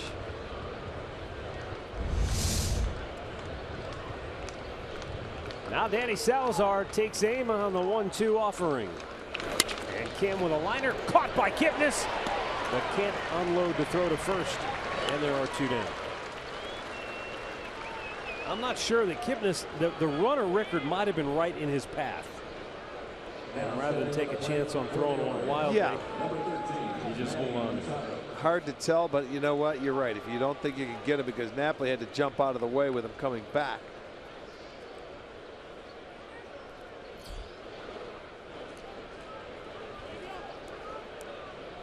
Manny Machado will get a chance to bat now with 2 on and 2 out, and he walked in the first. He doubled in the 4th. This is what you want to try and avoid at all costs, facing Machado, Davis, Trumbo with guys on base.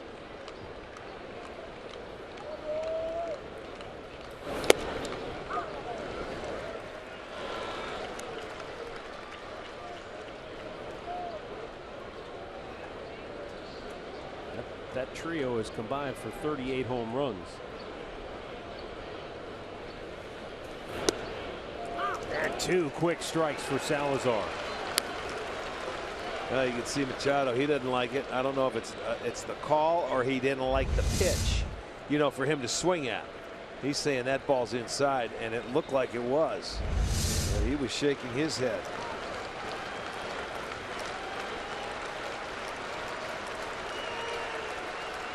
And now the 0-2 just missed wide.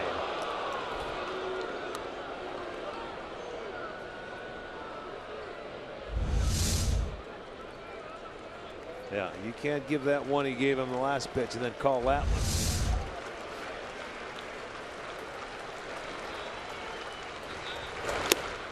And that's low, back to even at 2-2.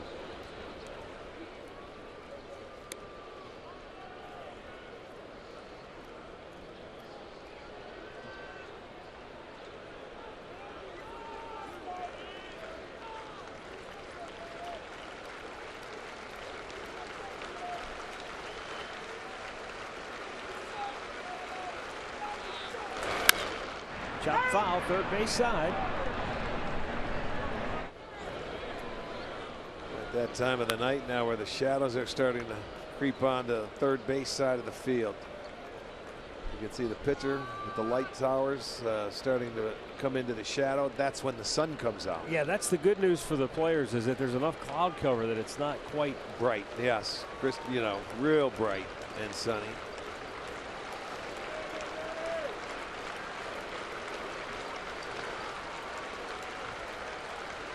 And now the 2-2.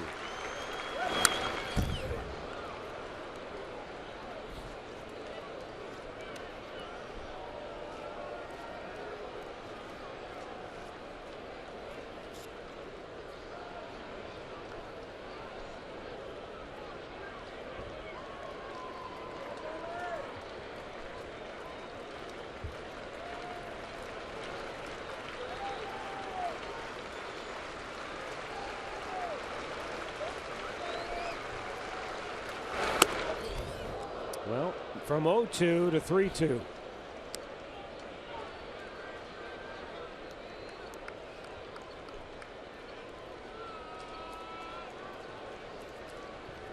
Salazar about to make his 90th pitch of the afternoon.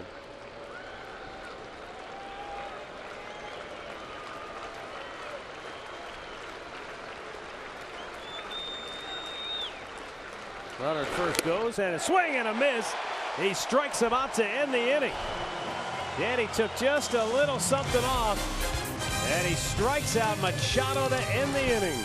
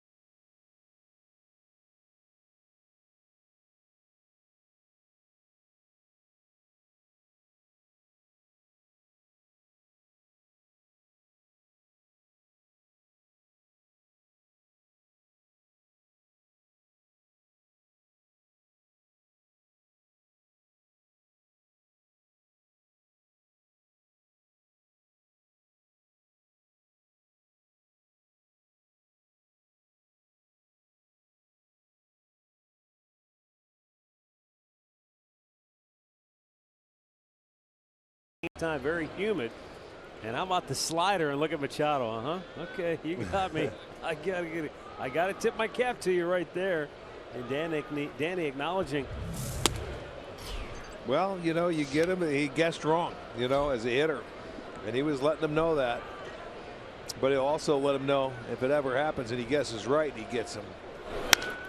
That's a blistered ball. Great stop by Alvarez, and he can't connect with Davis on the other end. The throw short hopped the Orioles first baseman, and he tried to knock it down, but no success. Uribe into second base. That's where Alvarez maybe should have made it a longer hop. I know but you're panicking. He makes a beautiful play to catch the ball, but I think he tried to throw it all the way there. Didn't give him enough room, and he had something on that throw, and that was a tough play. If you're Davis, you can see that in between hop. You've got the runner bearing down on you. So that is that a hit and an error or just straight error? What do you got? Straight error. Straight error on a diving stop. Yeah. Wow. That's a tough scorer right there, huh? It's a Kegler had a How tough is that night a at the routine lanes play? last night. How is that a routine play? Well, you're going to have to ask him. Second error of the day. And it's Alvarez. And you know what? It's probably because they know he's not a very good third baseman, but see, he had to dive. He made a beautiful catch. Dive to get to that ball.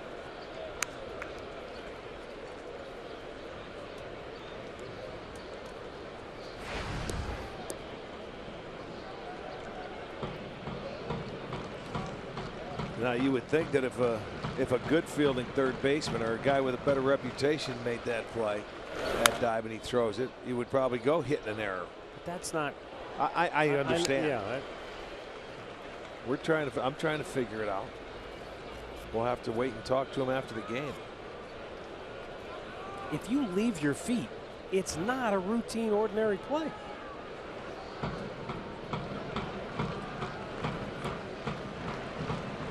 I think hitting an error is proper. Well, you watch it, he's going to his right and makes a beautiful stab at that ball, and he has to rush to get that throw up, and the throw just short hops him. I understand if it was a good throw, he would have been out, but it wasn't a routine play to get to it. Now the 1-2, and Gomes lashes it into left field. Uribe coming around third, they're going to wave him home. And the throw won't be nearly in time as he sailed it over the cutoff man, Machado, who would have had a better chance at relaying it to the plate. And Gomes has his third RBI in the afternoon. And again, I said it when he came up that first time. He's done a nice job with runners in scoring position. Well, that's just a bad job by Kim in left field. He misses Machado. And you can see the trailer, Alvarez at third base. That allowed Uribe. And you know what? That's all part of the scouting report when you're Mike Sarbaugh. They know how these guys can throw. And obviously, with the lead, they're going to go ahead and be aggressive. And he scored easily. So give some credit there to Mike Sarbaugh. It's easy to hold the guy up at third and say, hold on, nobody's out or anything like that. But you score him easily. You get your guy an RBI. That's good coaching. And you get the run right back. Take any momentum they might have had away.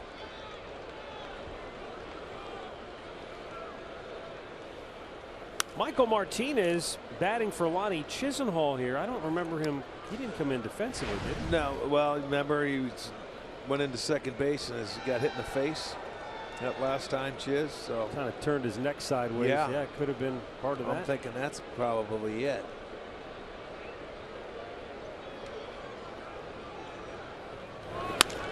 And he's going to the left center field area. Back is Kim. He'll make the catch here. And that will chase Gomes all the way back to first. One down. Again, we're not sure if this is it, but I think that's a pretty good guess because he took some time to, I don't know if it was to clear up his eye, if he got hit in the eye, he could see or couldn't see, or it caught him in the jaw. Yeah, he's saying, I can't see. There it is. He was able to see his way home as he came home in that inning on the double play ball.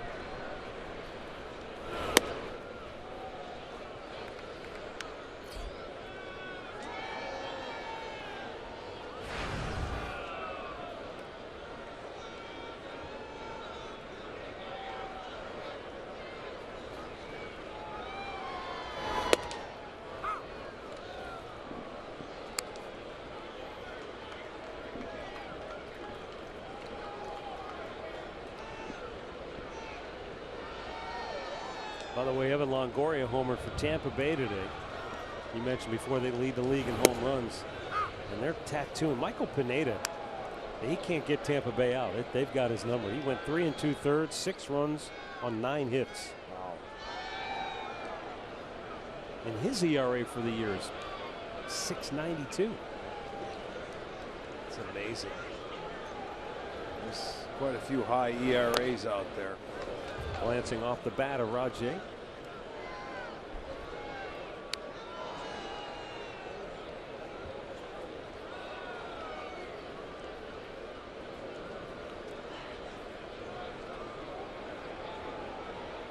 Vance Worley has been the definition of a long man here today.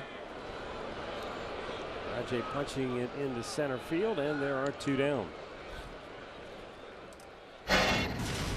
In-game recap brought to you by your local Toyota dealers. Mike Napoli blistered one by Alvarez, a third 2-run scored, and the Indians were off and running. Yan Gomes with a 2-run single to right field made it a 4-run first. And then Knapp with an RBI single in the second. They scored 2 more. And it's been pretty much all Indians today, as they now lead at 8-1. The Orioles have opened the 5th with 2 hits and a walk, and looked like they might have a chance to put a rally together, but Salazar quickly squelched it, held it to just the 1 run. And that will end the inning. 5 in the books. It's Cleveland 8, Baltimore 1.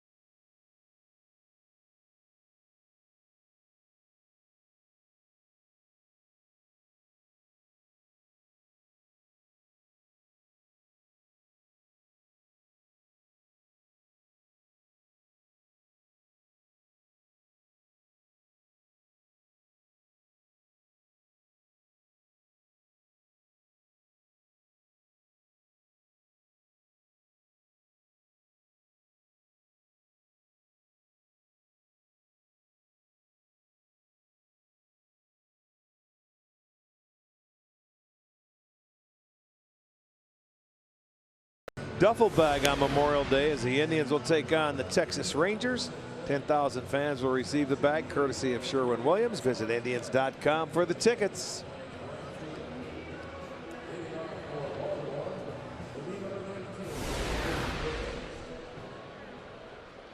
Michael Martinez staying in the game in right field after he pinch hit for Lonnie Chisenhall.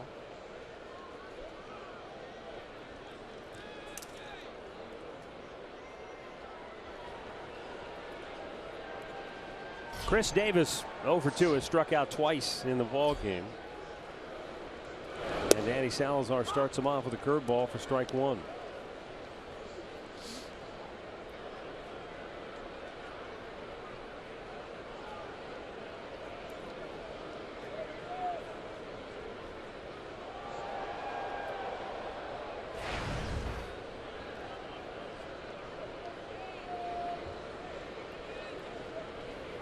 And the 0-1 is popped back out of play. Give you an idea how hot it is here today.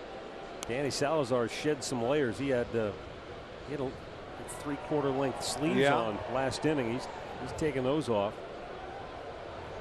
I think more than anything, Rick, it's just we haven't had humidity. That's the first day of the year where it's been really, you could say, humid. No question. Well, last night was too. Watch last inning, the last pitch, he had the sleeves when he got Machado on the little slider.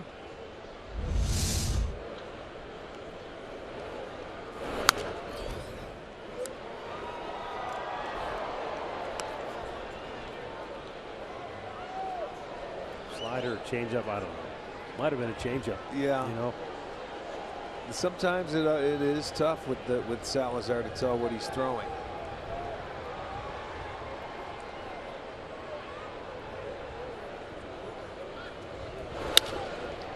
Nice play behind the bag. Napoli will take it himself.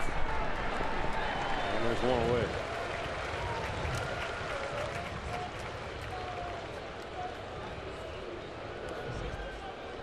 Stepping to the plate for the Orioles, designated hitter Mark Trumbo. That'll bring up Mark Trumbo with one down and the base is empty. Indians bullpen is quiet, but you would have to imagine this will be the last inning for Salazar as he closes in on 100 pitches.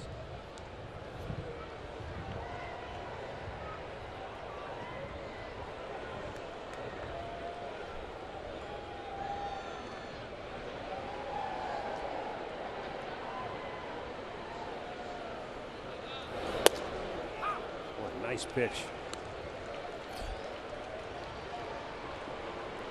Trumbo not going to swing at that first pitch.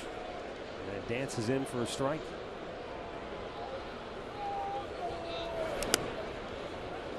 Spiked that one in the dirt. You know, he came, that first pitch was a slider, and it was a beautiful slider.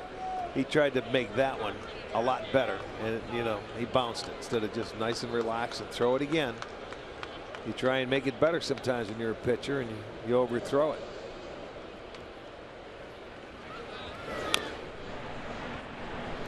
And that one, you could just see he went right back. He looked like he talked to himself, and he went right back nice and easy. And that one he had him swinging at, fouled it off. Yeah, and it was located well too, down in the zone.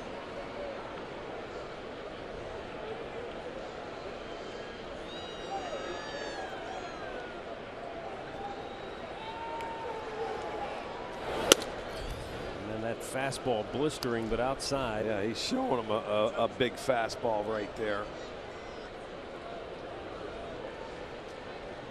Now does he go back changeup? Well, go change it, go back to that breaking ball. And it's Slider it coming. is. He got down and in and foul. No, that was fair. They called that fair? It was a line drive. I mean, that ball was a tracer. It didn't have time to hook. My eyes deceived me. I thought that was well foul. You watch Matt. Terry Francona's on the top step of the dugout. Well, they want to look because they thought it was foul. I thought that thing. That Terry was like says, "Hey, let's take a look at this." Okay, well then they got a better shot at it. When I came down, we'll see. Watch it and keep a close eye on it. It's That's a fair. foul. It's a fair ball. That hit the yellow Where does line. it hit though? The yellow I got line. it hitting left of the yellow. I don't know if there's any room left of the yellow unless it's. Oh, I got you. You know. I got you. Yep. There's no room, or as it gets into those.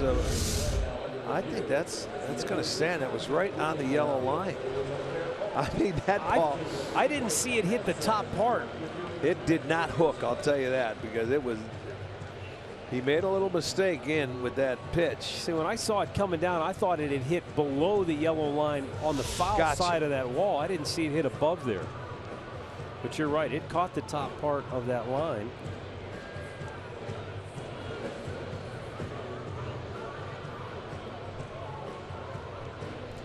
Yeah, get out of the way. You got to let him get loose.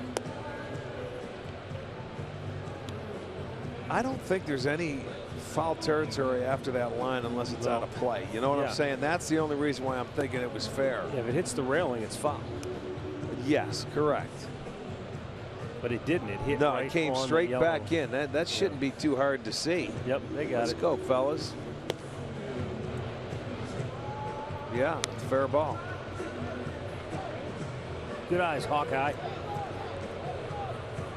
I mean, it's a good challenge though, because I didn't see it initially. I thought it was foul.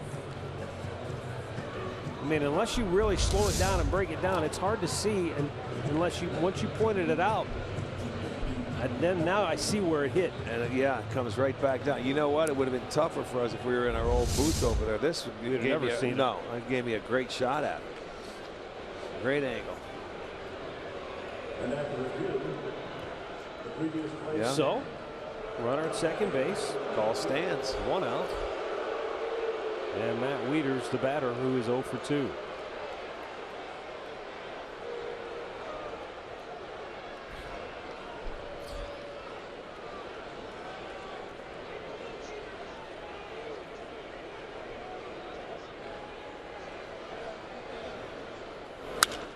Wieters tried to go the same way. And Ramirez back to the wall, is going to have to play it off the wall, but he got pinned up against the wall, and Trumbo scores easily, and Wieters rolls into second base with a double. Back-to-back doubles for Baltimore, and they've plated their second run of the game, and it's now 8-2. Well, you have to think that Salazar's tiring right now in this heat because they took him that way, and that's where Ramirez made a mistake. He pinned himself up against the wall knowing he really didn't have a chance to catch that ball. And the Trumbo hit was the first hit that Salazar's given up when he had 2 strikes. So it's back-to-back doubles. They have 5 doubles on the day, and it's an 8-2 ball game. Tommy Hunter getting loose in the pen. It won't take long on a day like this, boy, I'll tell you that much. About 3 pitches, like, okay, I'm ready.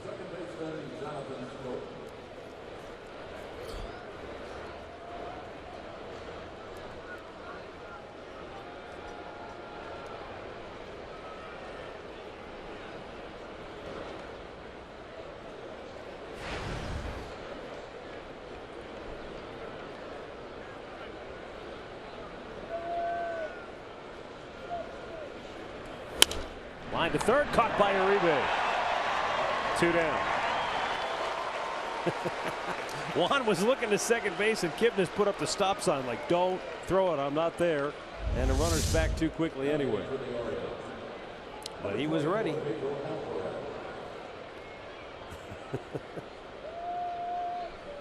Yeah, he didn't get off. There's no way you can make a throw.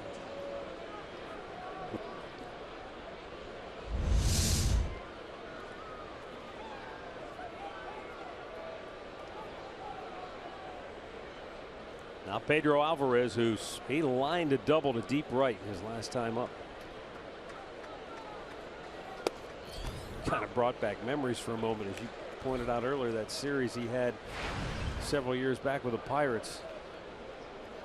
He launched a few balls to deep right field. That one, I mean, he hit the line drive, he just didn't get underneath it.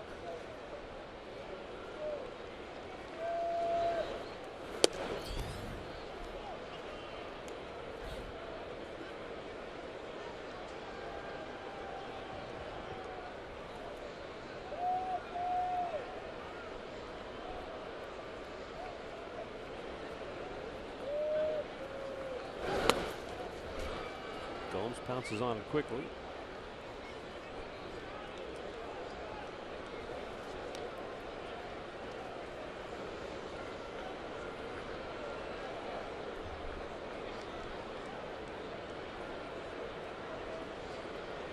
Tigers A's tied 3-3. They're in the bottom of the 6th in the Motor City. Oakland had taken a 3-1 lead, then Victor Martinez hit a 2-run homer to tie it. Down and in, he missed. 3-1. Tampa Bay has now opened up a 9-1 lead on the Yankees down at St. Pete.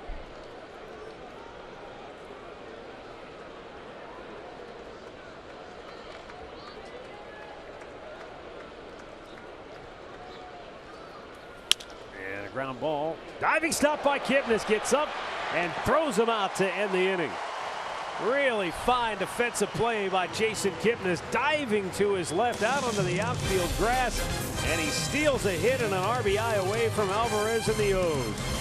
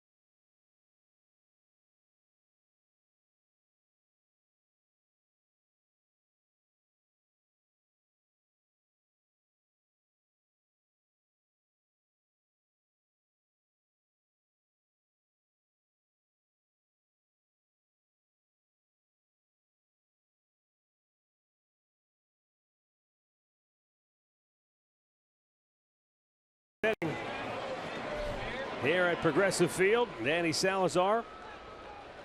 He went 6, 107 pitches. His day is over. He's in line for the victory. And here in the bottom of the 6th, Vance Worley still on for Baltimore. He's worked 3 1/3 innings in relief so far. Jason Kipnis is 0 for 2 with a walk and a run scored.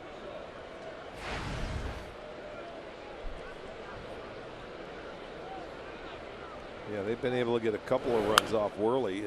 You know, that's tough to do when your starter gives up a lot of runs early. Boy, as a bullpen, if you have to really hold them, but if you give up any more, it's tough to come back when you're a team, and they've only been able to put a couple of 1-run innings together.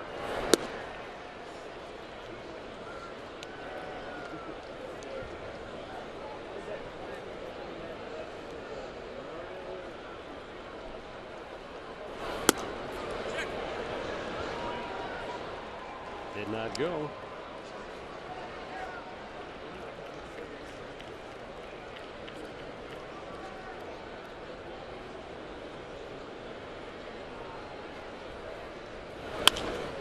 Whoop toward left center field, and Adam Jones glides under it, 1 away. Tune into the Golf Zone, where our PGA pro Jimmy Hanley shows you terrific tips to improve your game and talks about this weekend's PGA events inside the Golf Zone with Jimmy Hanlon, presented by American Eagle Mortgage and Varmint Guard, Sundays at 8 on Fox Sports Ohio.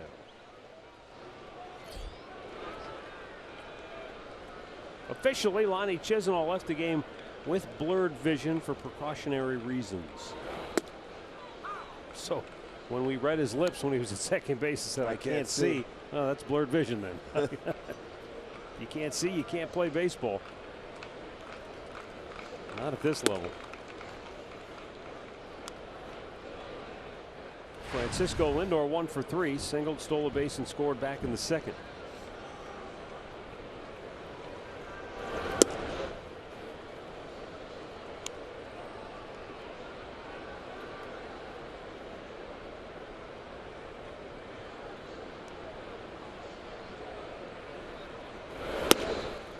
I remember years ago, I went to an event and covered a baseball game. People who were blind, they play with a ball that has the beeper ball. Right. And they had a ball. They were doing great. Yep, I've seen that, and they've had games on major league fields before. Yeah. Yeah, it is. It's really something. Yeah. You go by sound, and you hear that beep. It's incredible. 8-2, the Indians with 4 in the first, 2 in the second, 1 in the third, 1 in the fifth. Lindor fouling it back out of play. We understand that there are some strong storms in some of the western suburbs out in Elyria and Lorraine. But it's been dry downtown, warm, humid, but no precipitation as Lindor draws a 1-out walk. You know what? That's impressive. When you got a guy coming out of the bullpen, you want a guy that's going to throw strikes. That's the first walk he's I know. issued. Yes, it is. I mean, he's thrown 53 pitches. 38 of them have been strikes. You know, so, and he's trying to do his team a service and save that bullpen. Well, he's done a marvelous job where that's concerned. Bullpen getting busy now for Baltimore. When you think about it, Wright only went 4 2/3 innings last night. Yeah. You know, so that bullpen had to eat some innings. So today, his job is to come on and really save it. You know, in what you'd call a rout right now, an 8-2 ball game. So you don't have to use very many guys, and he's done a good job. Michael Gibbons getting loose now. He was up in last night's game, but did not get into the contest. Yeah, they used 4 relievers last night. Here's some rumbles of thunder off to the west. Here's the 0-2 now to Mike Napoli, and he takes it inside. A ball and 2 strikes.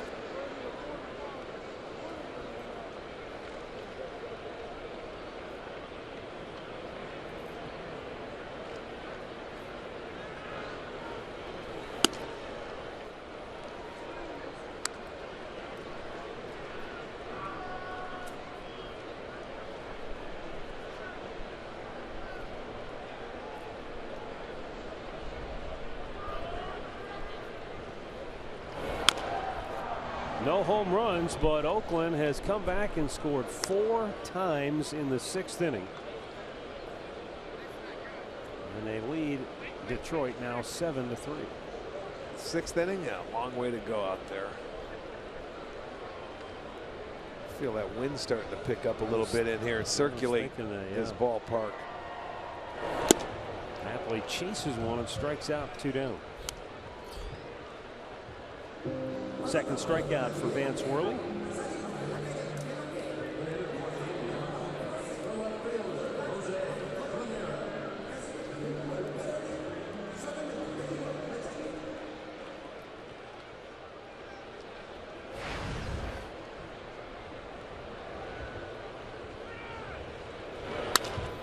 And Ramirez grounds one up the middle. Nice backhanded play by Scope, and the inning is over. 6 in the books. It's Cleveland 8, Baltimore 2.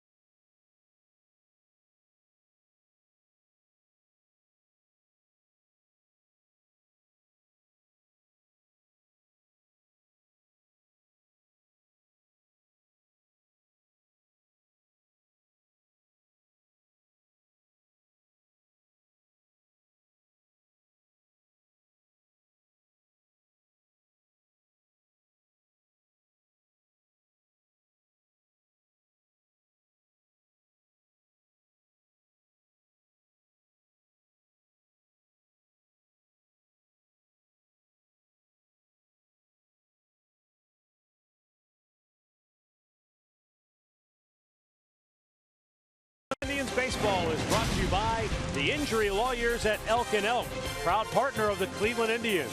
Call 1-800-ELK-OHIO. And by Ford, built Ford tough.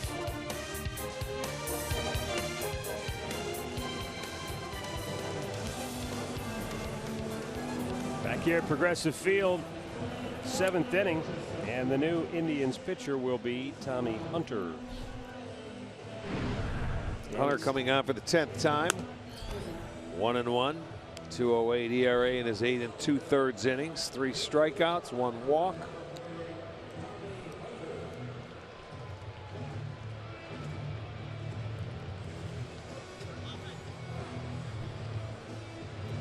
So Salazar 6 innings, 6 hits, gave up a couple of runs, 2 walks, 5 strikeouts. So the early run support certainly helped Danny.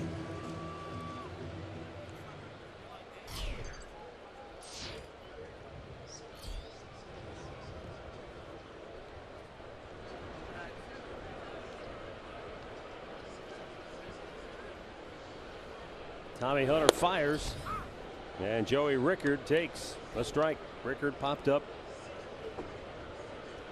in the 3rd inning, walked in the 5th.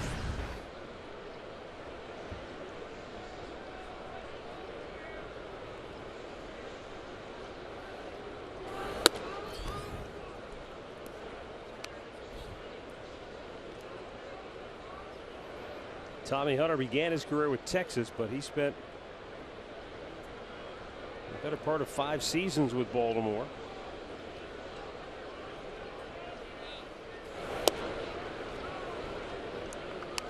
So I'm sure there's some feelings of motivation for Hunter facing his old club here. Sure, anytime you get an opportunity to face your former club, you certainly want to do well.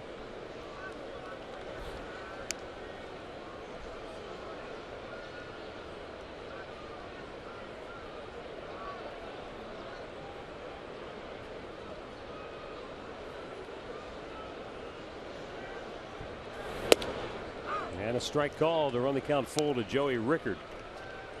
Adam Jones waiting on deck.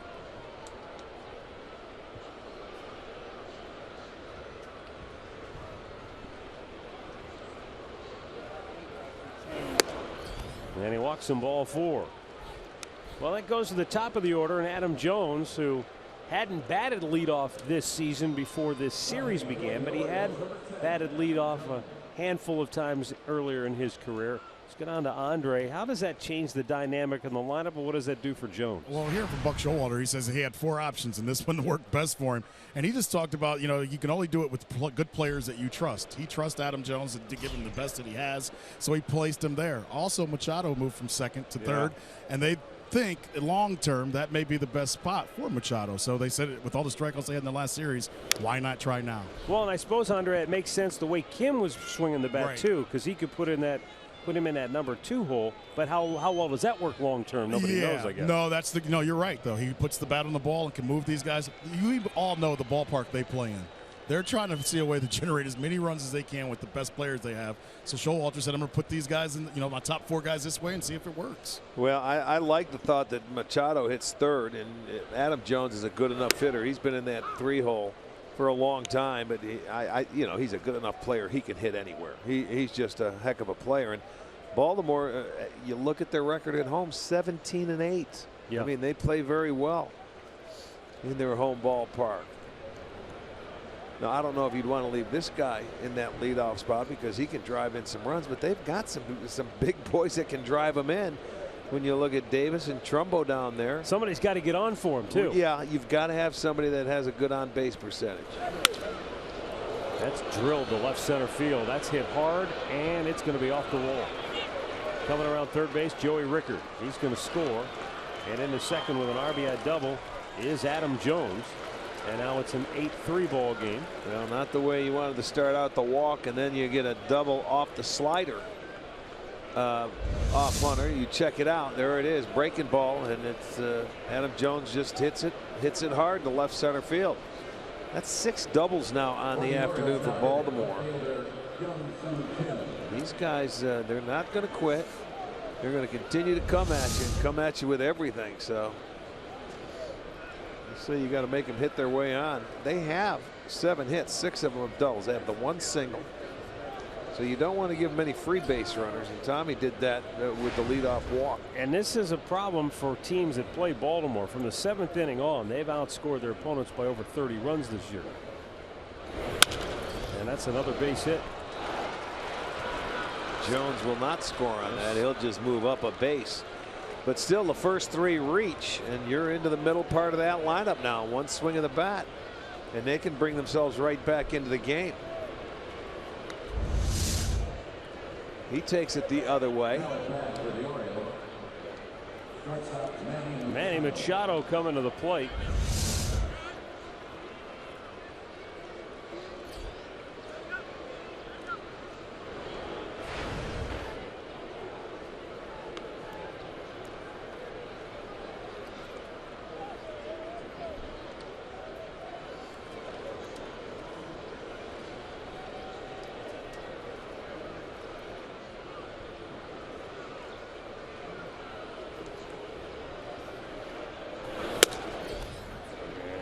Ball 1 outside.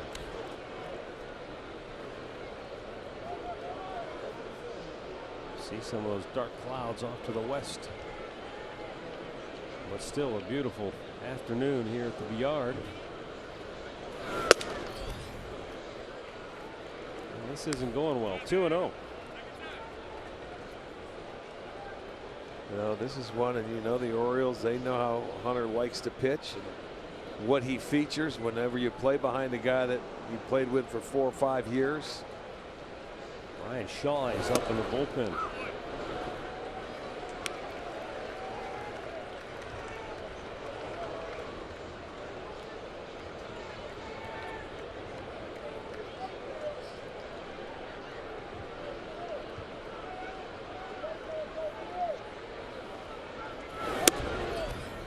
Just missing outside, but it's 3-1.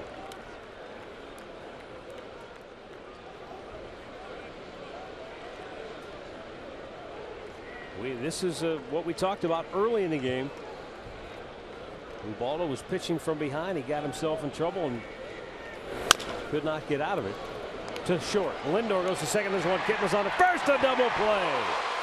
The Orioles get a run, but Tommy Hunter gets the double play just in the nick of time. Boy, they needed that badly.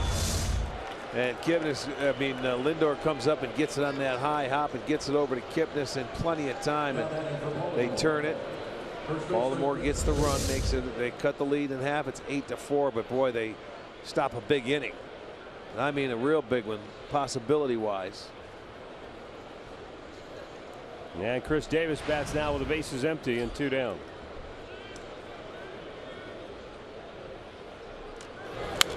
And a foul right back. Here's an interesting one for you, Rick. Dennis Lin, who writes for the San Diego Union Tribune, says that the White Sox are in heavy discussions with the Padres to get James Shields. He reports discussions have gained, quote, significant momentum. Just beyond the reach of Kipnis and into right field, a 2-out single for Chris Davis. Well, that makes sense because when I'd say 10 days, 2 weeks ago, Rick Hahn, the GM for the White Sox, says we're looking for a deal. We're looking to make one as soon as possible. We don't want to wait for the deadline, and they're looking at a starting pitcher. It doesn't surprise me. Now James Shields at one time would have been considered one of the guys you go get. You know, is he still the same front of the rotation starter? I'm not sure, but it'll be interesting to see how that story works its way out. Here at Progressive Field, still a ball game as the Orioles have a runner at first with 2 down in the 7th, down 4, and Terry Francona is going to Brian Shaw here in the 7th.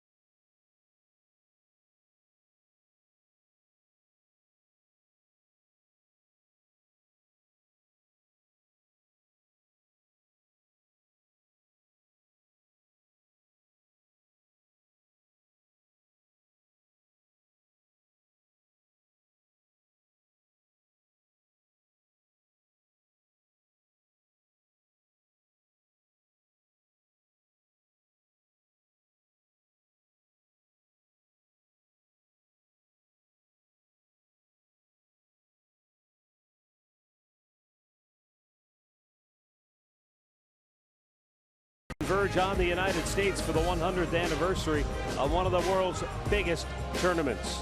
Coverage begins Friday across the networks of Fox Sports.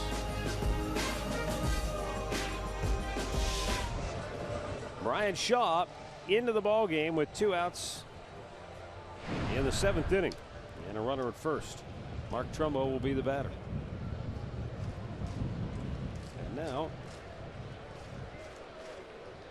it'll be Shaw against Mark Trumbo, who has doubled twice and scored a run. And that wind has really picked up. It is blowing out toward right field.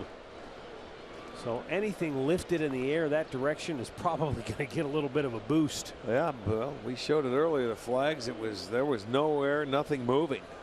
But it's hot and humid. Storms are around, no question. Down low. 2 balls, no strikes.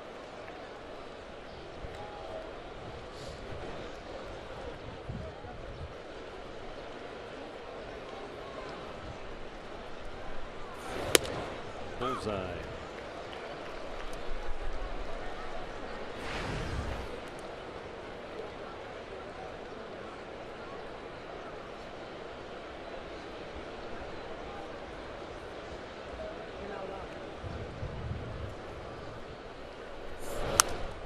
Breaking ball hit back towards us, but down below it goes.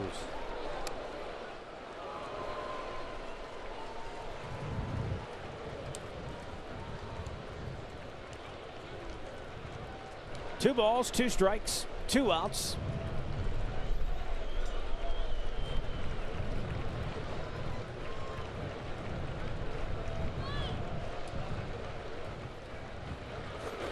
And they're a full count.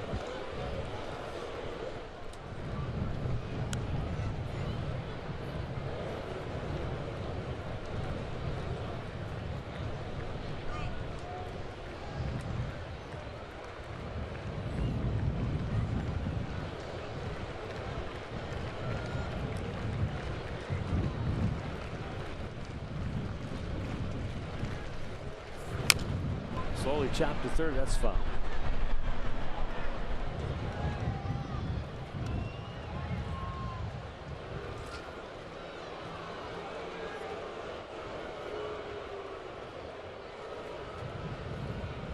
You know, that's a tough situation there with the Indians. They have an 8-2 lead coming into the 7th inning, and if you're Terry Francona, you want to go to that bullpen, you know, before you get to your Shaws and Allens, and they can't get 3 outs in that 7th inning. That bridge has been tough for him to fill this year. He's looking for somebody to step up. Yeah, someone has to step forward. No question. Given opportunities, and they just haven't been able to do it. That's been the tough. Now, you know, sometimes it's when you're losing, but when you have that lead, you got to step up and get 3 quick outs. 3-2 pitch. And a base hit in the left field. Baltimore keeps pecking away at the Indians bullpen. Yeah, they do. That's 4 hits in the inning right now. And, you know, he's not going to walk him, so he's going to throw him a strike. And Trumbo's swinging a very good bat. That ball went down and in, and he just finds a hole between short and third. So now, that double play, how big was that double play now? Matt Wieters will be the batter. He's 1 for 3 today with a double and a run batted in.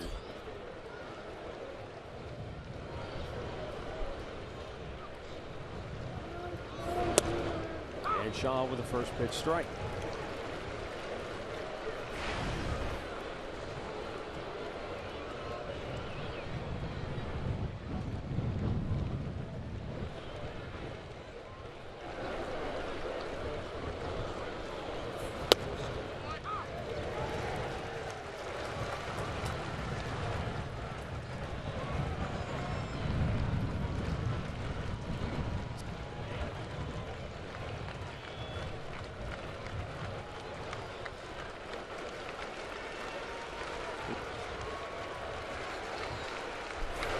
Swung out and missed, and Shaw strikes him out. The Orioles now 2 for 14 with runners in scoring position today. But the Orioles close the gap. It's now 8-4 stretch time in Cleveland.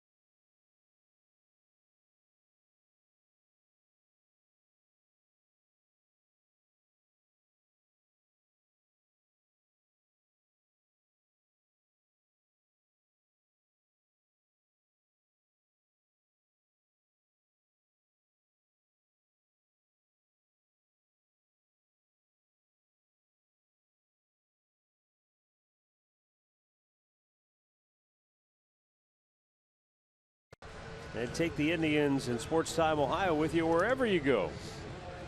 Go to your app store, download the free Fox Sports Go app, log in, stream it, and take it with you wherever you're at.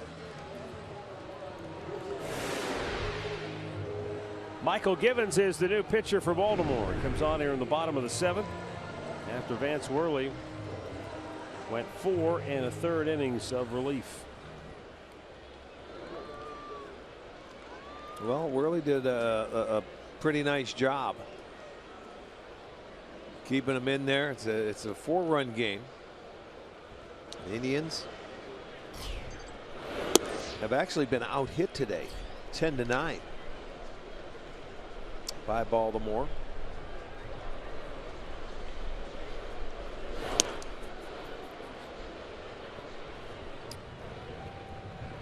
Now 4 of those hits for Baltimore coming in the top half of this inning.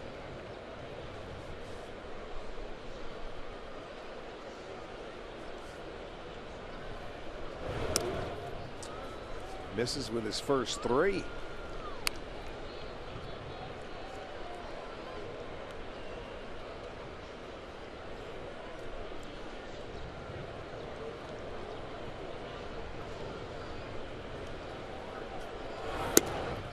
And he walks Uribe on 4 straight. And Juan's a guy that likes to hit. He doesn't like to go up there and be selective. It's tough to walk him on 4 straight unless you're intentionally walking him.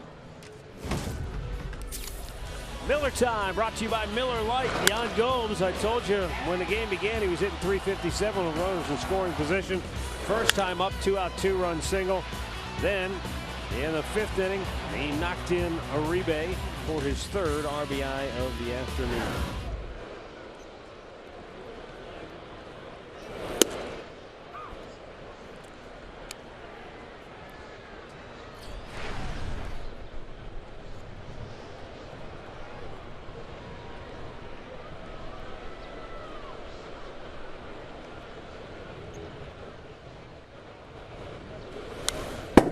Right back. Boy, Oakland is just putting it on Detroit. They scored 5 in the 6th. They've added 3 more in the 7th, and there's still nobody out. 15 hits today for Oakland.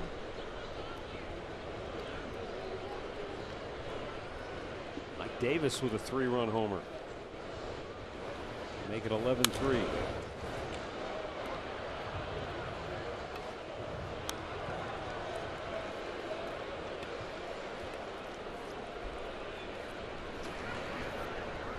I say Ike Davis, I meant the other Chris Davis. Chris with a K. Didn't he just do something pretty crazy? He's the guy that hit 3 home runs. The 2, the 3, and the grand slam. 2-run homer, 3-run homer, grand slam in the same game. Fouled right back.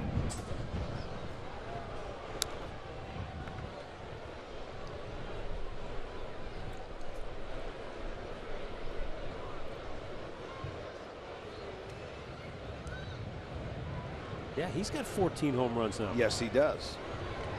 They acquired him from the Milwaukee Brewers. Man, that's in the dirt. And a nice backhanded pick by Wieters.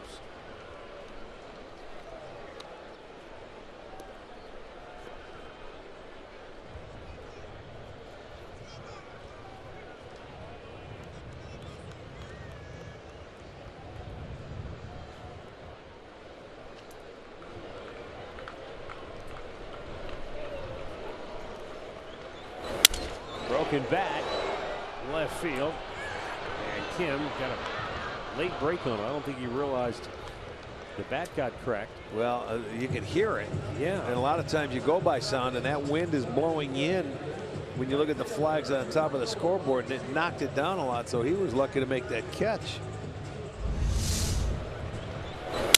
Yeah, you can certainly tell by that sound that bat is cracked. But look at, he stays back, and he thought it was going to come to him. Big swing. But he makes the catch. I guess that's the bottom line. Catch it. And a base hit into right field for Michael Martinez. I'll tell you. Uribe stops at second. He was trying to do that. Hit the hole at first base to go first and third, and he was very successful at it. He went out there to find the hole between first and second. When you're holding the guy on, you see him turn on that. He wasn't staying inside the ball. He was doing that on purpose, man, trying to find the hole, and a nice job at doing so. So Michael gets his first hit of the day in his second at bat, and they have runners at first and second. Good job. As a left-handed hitter, you try to do that in hopes you can get him first to third. So 2 on 1 out for Rajai Davis.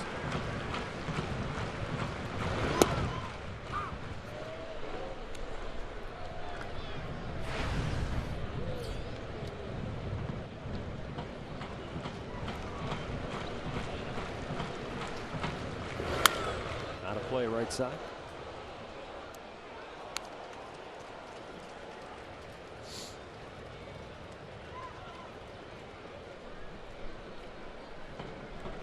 So now with that hit by Martinez, both teams with 10 hits. Baltimore had 13 hits yesterday. The Indians had 10. So, but half of the Indians' hits have come with a runner in scoring position, which is that's the difference. Yeah. Enabled them to put a bunch of runs on the board.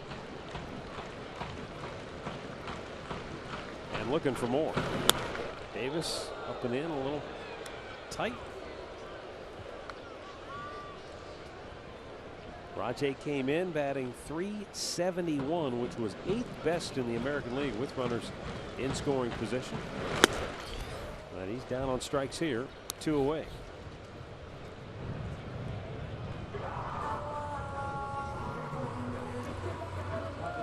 And we'll turn it to the top of the order in Carlos Santana.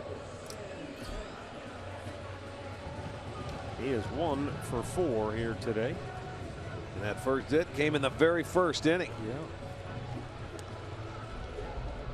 4 hits in his last 27 at bats, covering, including today's last 7 games.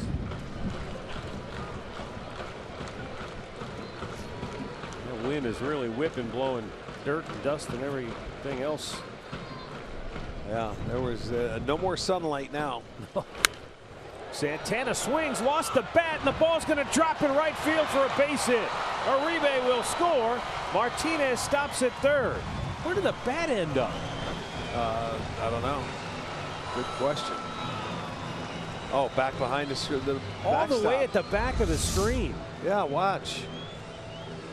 There it goes. Oh my goodness. I wondered why that ball just floated out to right field, because the bat is gone. But you couldn't throw it out there any better. He gets a base hit, and they score another run. In comes Uribe. Martinez goes to third, and whoopsie. Well, you talk about another hit with a runner in scoring position. There's Santana doing it. Uribe scores his second run of the day. It's now a 9-4 game. Jason Kipnis 0 for 3 on the afternoon.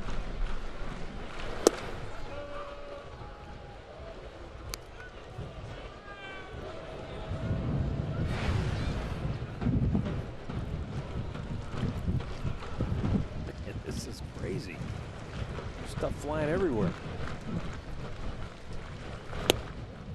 And Kipnis takes 1 ball, 1 strike.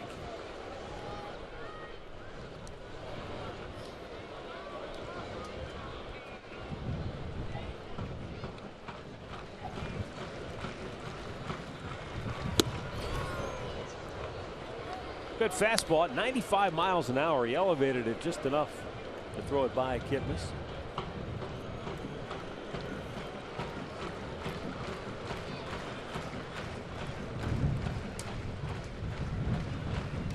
Runner goes. Wieters throw to second. Offline, gets away. Coming home is Martinez. He's going to score. Great heads up running by Michael Martinez. Yes, it is. You steal a run right there. That's a freebie. If they choose to throw through, you wait as a base runner on third base. Once Wieters lets that ball go, you can take off. He didn't, though. He waited to read it, and that throw sailed on Machado. He didn't take off until the ball was thrown. That's going to be an error, I think, on Wieters. Be a stolen base and an error on Wieters. Another stolen base. That's 5 for the Indians today. And then for Baltimore, their third error. A broken bat over the mound. Kipnis digging out. What a play. But a great play by Michael Givens with the flip to first to end the inning. But the Tribe tacks on 2 more, and they lead it 10-4 over and out.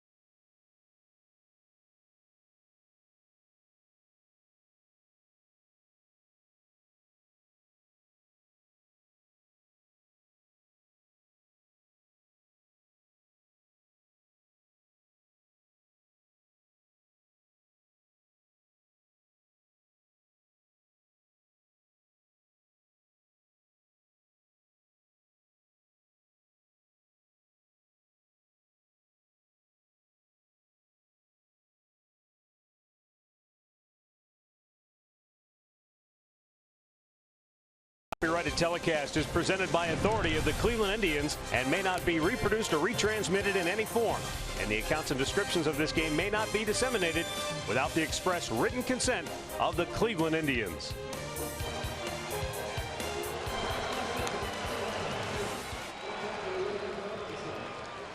(10-4) Cleveland on top. Nice play at the end of the inning by Michael Givens. Well, watch the spin. He's going to stay after it and hustle.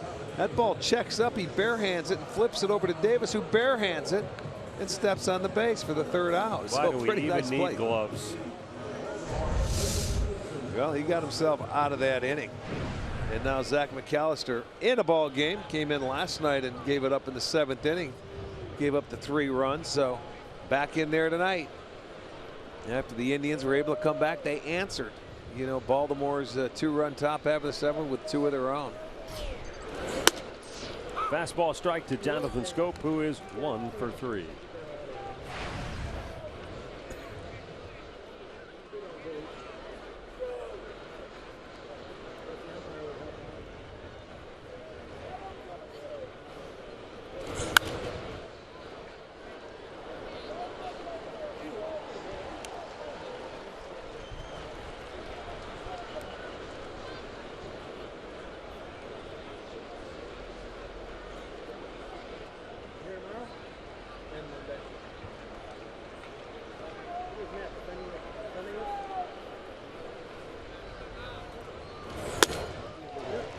Throw it right by him upstairs.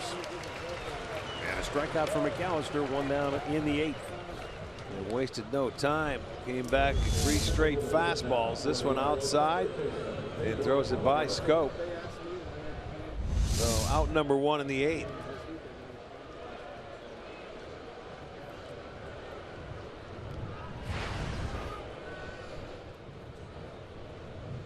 By the way, the update from Kansas City on Salvador Perez, their all-star catcher and unquestioned team leader. Rustin Dodd of the Kansas City Star says he was diagnosed with a quadricep contusion. No structural damage, but he will undergo an MRI tomorrow. So I'm sure everybody in Kansas City will be holding their breath until then. The way it's gone for them this year, you're absolutely right. Upstairs to Pedro Alvarez. If you missed it earlier, joined us late. Kansas City with one of the all-time rallies today. They were down 7-1 going into the bottom of the 9th, and they scored 7 times against the White Sox to beat Chicago 8-7. And they scored 5 last night to come back and beat them. Yeah. So they did it back-to-back days. There's a drive to deep center, but back is Rajai Davis, and he makes the catch 2 away. grounds crew sprinting down to get in position behind That's the not tarp. good. They know it's coming then if they are perched and ready to go. Look at them. File in order, boys. Hopefully this is a just-in-case maneuver. Well, it is. We're only in the top of the 8th, though.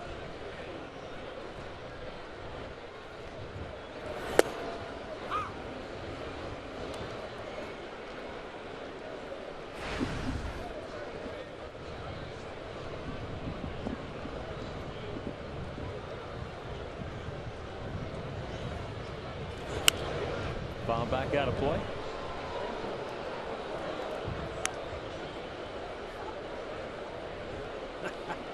This is great. I just read a story here, Rick. Has it started raining? Because people are heading for the exits or for Yeah, cover. it's raining. Yep. Since 1910, in Major League Baseball, only 5 teams have won a game going into the bottom of the 9th down by 6 runs. Since 1910. Yeah, only 5 teams have ever done it. Wow. There's a story here. They had the record. Teams were 5 and 2,810. Well, like I said, that could be a very crushing blow to bounce back from. For Chicago. Indeed. Yeah. What it could possibly mean for Kansas City, who knows too, because they've sort of been waffling around, but they've got some injuries to overcome themselves. They've won, I think, their last 4 series that they have played. Check swing. One thing Kansas City knows is that it's a long season. They've been to the top of the mountain. They've done it. They know what it takes. So I think that definitely plays in their favor. They just want to stay within striking distance of everybody. Well, that is true. You know, with everything that has happened now, looking at that disabled list over there. But they know they got to play through it. No one feels sorry for you. Hey, that happens. That's baseball. That's part of it. The Indians themselves, Carrasco's been out. Michael Brantley out for most of the year, and they've been able to do what they're doing without those guys. And good news is Carrasco is on the horizon. He may end up getting a start against Kansas City when they come in here next weekend. Yeah, Michael Brantley met with reporters earlier and basically said, I don't have a timetable right now, but he's hoping to get back on the field. Zach McAllister works a 1-2-3-8, and the Indians lead at 10-4.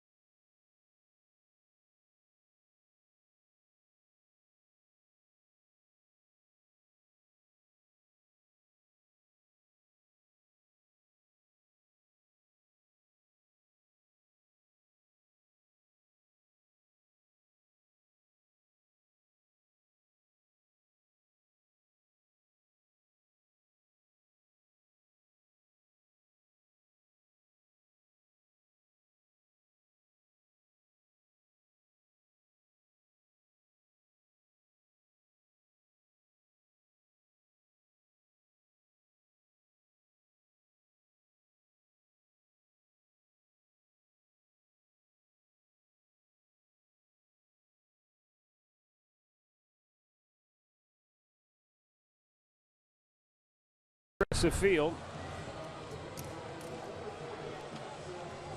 And Baltimore goes back to their bullpen. Asher Tolliver is the new pitcher in for Baltimore. The left-hander will face 3, 4, and 5 spots in the Indians order. Just made his major league debut a couple days ago in Houston. Struck out Colby Rasmus, the first major league hitter he faced. Not a very big guy, so you don't expect him to throw it very hard. Let's check it out and see. 91 for the first pitch. We got a nice little steady rain coming down now. Tolliver off the mound, throws it wide of the mark, and Lindor will go to second. And now Gary Cederstrom looks to the grounds crew, and he's just about ready to pull the plug on this thing, I believe. Yeah, here they come. Tarp time in Cleveland.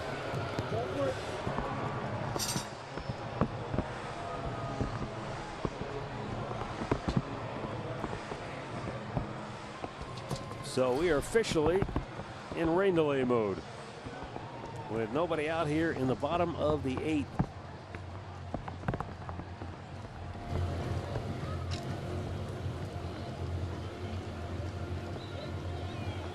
Unfortunate for the Indians in that they're closing in on closing this baby out, but we may have to sit for a while.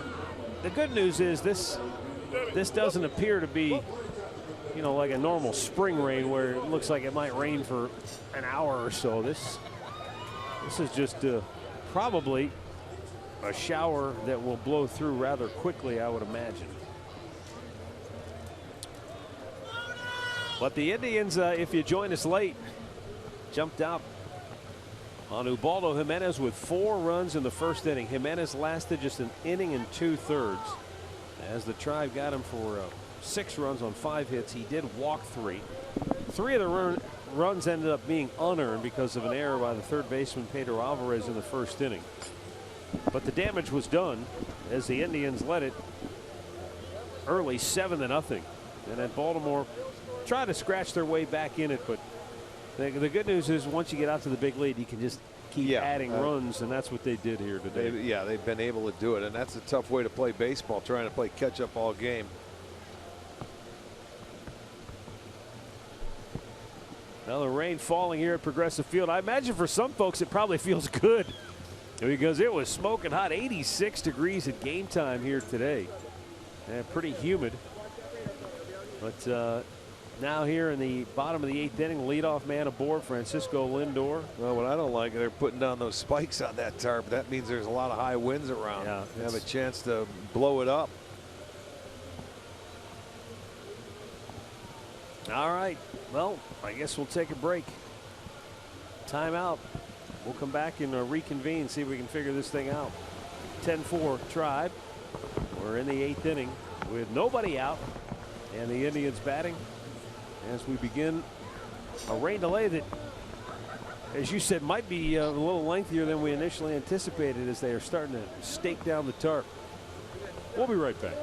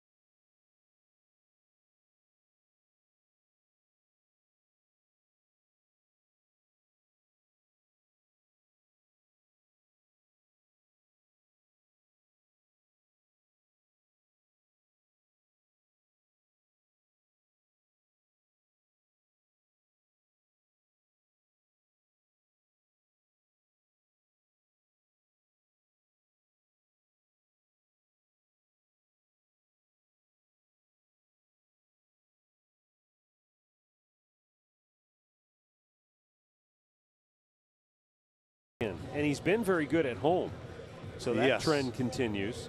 And Ubaldo Jimenez was just kind of more or less what he's been all season long. Just another bad start Yeah, for him. another I mean, bad there's one. no way to Yeah. sugarcoat it. He's been bad, and he's in the rotation, and right out of the get-go, 4 runs in the first inning, and that's exactly what the Indians needed. I mean, you set it up, you get that first man on base, and there's the play, the error on Alvarez. It sneaks down into the corner. There's a couple of runs to come around and score, and then Gomes gets a big 2-out base hit to cap that 4-run inning. So there was 4 scored, and they've just been adding on ever since. 2 in the second, 1 in the third, 1 in the fifth, 2 in the seventh, and they have an opportunity now here with the error leading off last inning with a man on second and nobody out.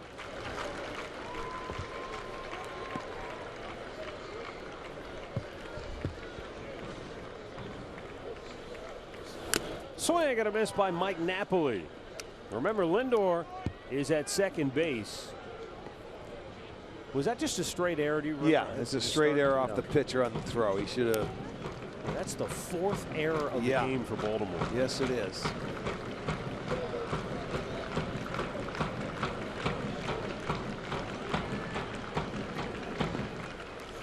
And that's outside.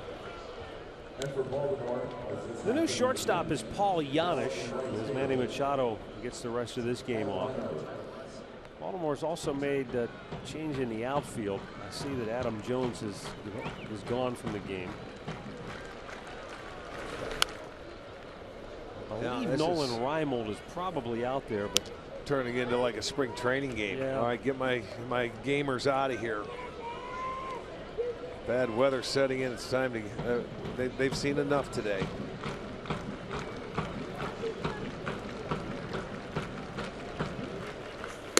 up and away.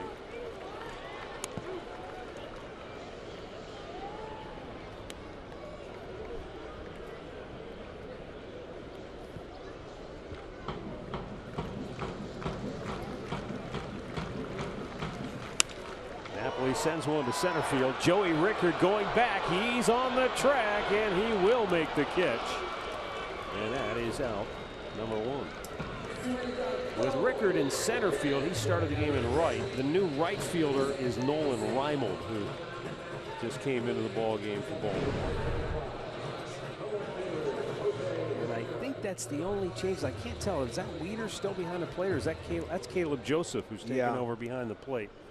So that's the only other change for Baltimore after the brief rain delay here in Cleveland. It's a final in Oakland. The A's beat the Tigers 12-3. 17 hits for the A's. Yu Darvish making his return to the mound for the Rangers. They're just underway in Texas against the Pirates. The Indians will face Texas next week, but they won't see Yu Darvish. Right.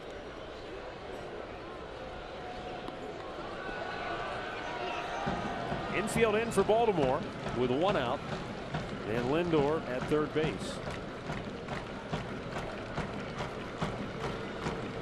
Ramirez trying to bring him home. He's been very good with runners in scoring position. Yeah, he and Davis Rajai in the top 10 in the league with runners in scoring position. Oh, Ryan Flaherty's also in the game. He's at first base. And a line drive to right field, and it will be a base hit for Jose Ramirez, who continues with the magic wand. It's his 19th RBI on the year, and that's 16 hits in his last 36 at bats. Yeah, and he has 19 RBIs. I'll tell you what, you get a confidence going when you're off to a good start with runners in scoring position, and you know, he's got that feel like, hey, my job is to get him in. And I like the approach on the left-hander. He didn't try to pull him, stayed on the baseball, shoot it the other way, and he gets the base hit and the RBI. And it's now 11-4 try. And Juan Uribe, the batter, he scored twice, driven in a run. The Indians have scored in 6 of the 8 innings that they've played so far.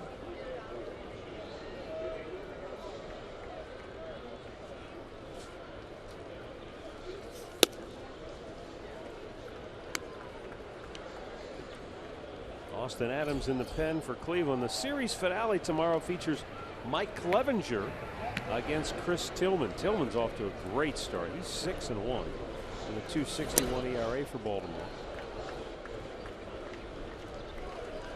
And it'll be a 1 o'clock start. There's Clevenger who will get the start for Cleveland.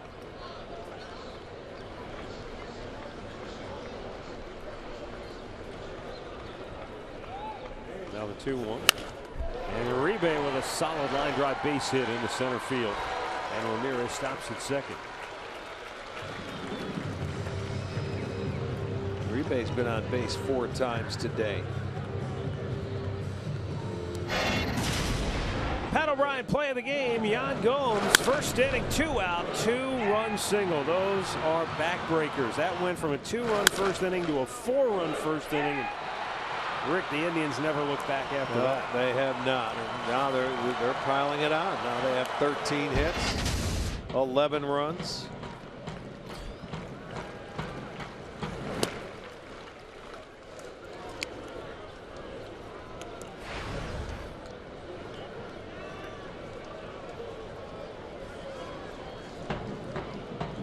The Indians' 7-run lead equals their largest lead of the game.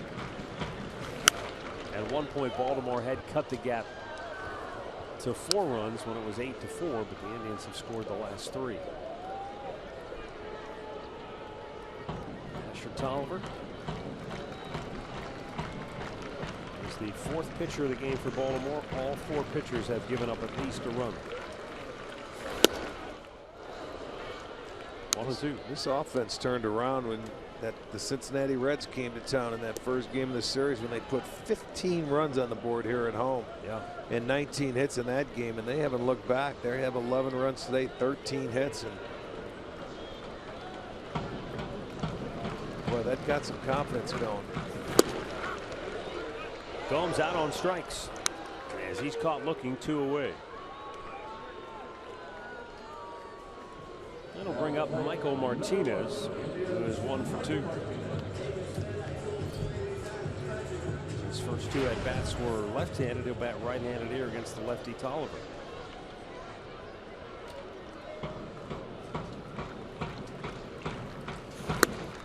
Upstairs, ball 1.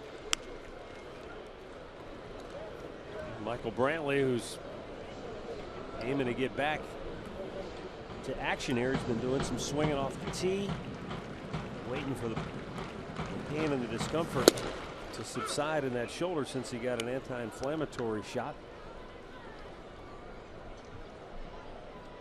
But when he comes back, he wants to be back. Not, oh, I'm good for a couple of days, then I'll need a few days off. He wants to make sure that when he comes back, he's here for the long haul. That ends the inning. The Indians get another run, and we'll head to the 9th with the Tribe up 7.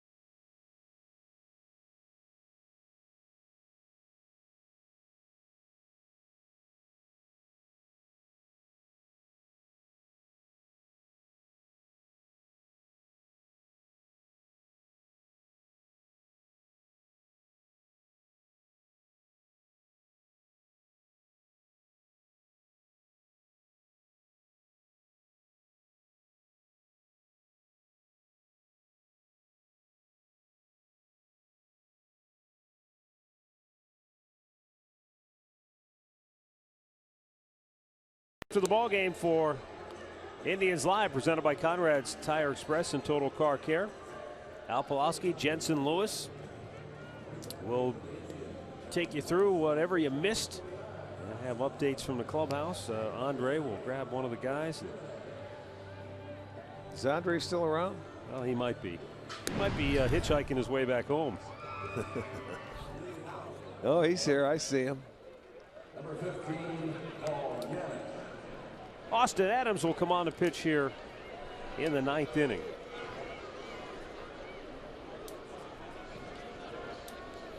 And Chris Jimenez now behind the plate.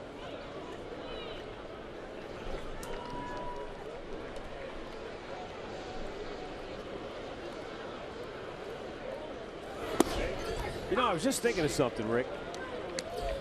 Since we're all just playing amateur general manager, which is fun. It's fun for fans to do as well. And that conversation we had about the 7th inning, or just bolstering the bullpen any way you can. At some point, Carlos Carrasco is going to rejoin the rotation. It should be soon. And at some point, that you would figure the odd man out would be the young guy, Mike Clevenger. So would he potentially be a guy that could help the club in the bullpen? Or is he so far entrenched as a starter that you want to? Yeah, I think they're going to send it. I think he would go down and start. You know, they're more concerned about him. They don't. They used to do that in the big leagues a long time ago, where you'd bring kids up that had great arms and they could put him in a bullpen and maybe get his feet wet. They don't do that a lot anymore, you know, and I don't think they would start to do that now, because if he's not on his every 5-day rotation, what good? He's not learning anything unless he's starting out there, and unless you make sure you get him work. But yeah, you know, he's struggled a couple of starts here, so you can't keep him out there and not pitch him, you know, and sort of pick and choose situations. Got a terrific arm. That there's no disputing that. But like a lot of young pitchers, it takes a while to navigate your way through the league. Yes, it does. Austin Adams with a 1-ball, 2-strike count, and a ground ball foul.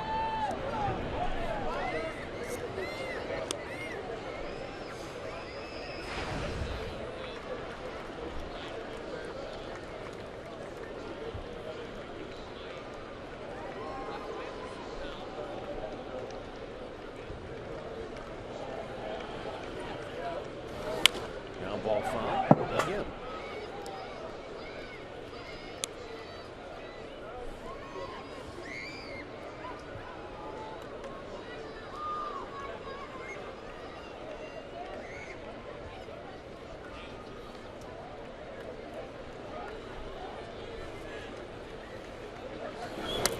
Nope, couldn't get him to chase. Paul Janish, formerly of the Cincinnati Reds, also spent a little time with the Braves.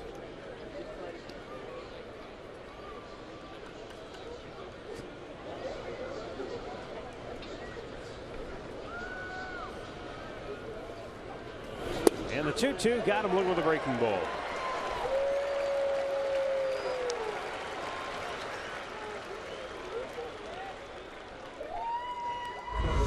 Comes back with that slider. This time he throws it for a strike and locks him up. He wouldn't chase it. But then Austin comes back and gets him looking.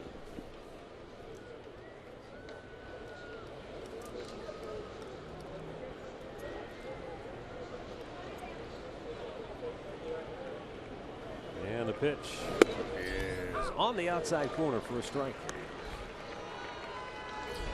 Hyun-Soo Kim is 1 out of 4 on the afternoon.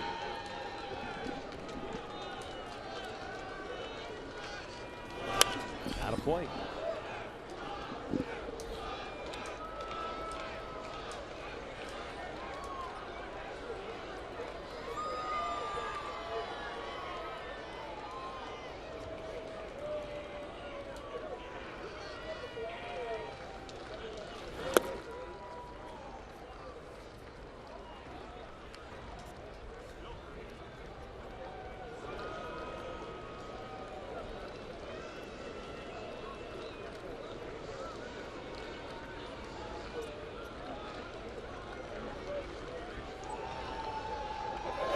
Swung on and missed. He got him to chase, and that's not easy to do. Kim strikes out, and there are 2 down in the 9th inning. Well, let's look at this pitch. It's an off-speed pitch. Change-up possibly. Going down and away. Got him to swing at it. It was a good pitch. Yeah, I think it was. It didn't have that kind of breaking ball spin. Yeah, it had nice movement. I don't think he throws a split, but I thought that was a changeup.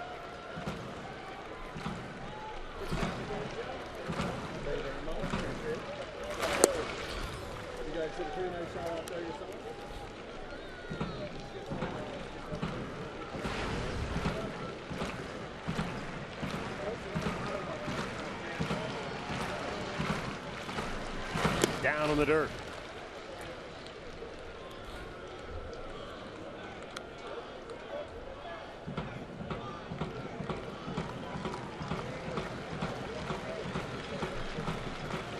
Caleb Joseph batting in the spot that was occupied by Manny Machado earlier today. 2-0 pitch, line to right, slicing, and a foul ball.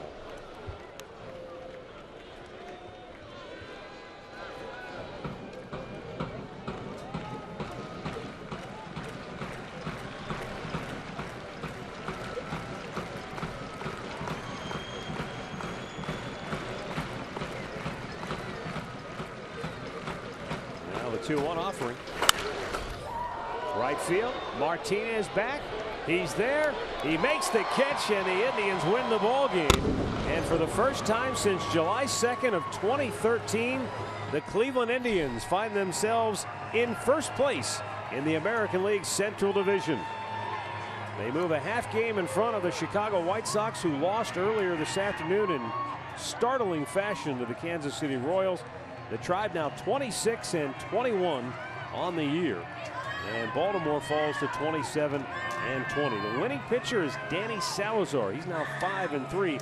The loser, Ubaldo Jimenez, who is now 2-6 on the year. And the 2 teams have split the first 2 games of the series, so the rubber match will be tomorrow at 1 o'clock Eastern right here at Progressive Field, and we'll have it for you on Sports Time Ohio. Well, this game was pretty much decided from the very first inning. Yeah, you're right. Well, you know, when they came out, they were able to get on to Ubaldo Jimenez. And, you know, Salazar, he cruised. I mean, he pitched well again at home, but you give that guy a couple of runs, and it's so easy for him to go out there. So a big win and a good win. So now tomorrow you win the series. You try and get that 3rd game, and we'll see, because Mike Clevenger gets his 3rd start. I know the players always say, well, it's too early to start looking at the standings, but we can. Well, that's true. They don't have to. We can. But you again, it falls into play. You win the series, and you'll be in good shape in the long run. Back in first place, the Cleveland Indians beat the Baltimore Orioles, and we'll have some final thoughts right after this.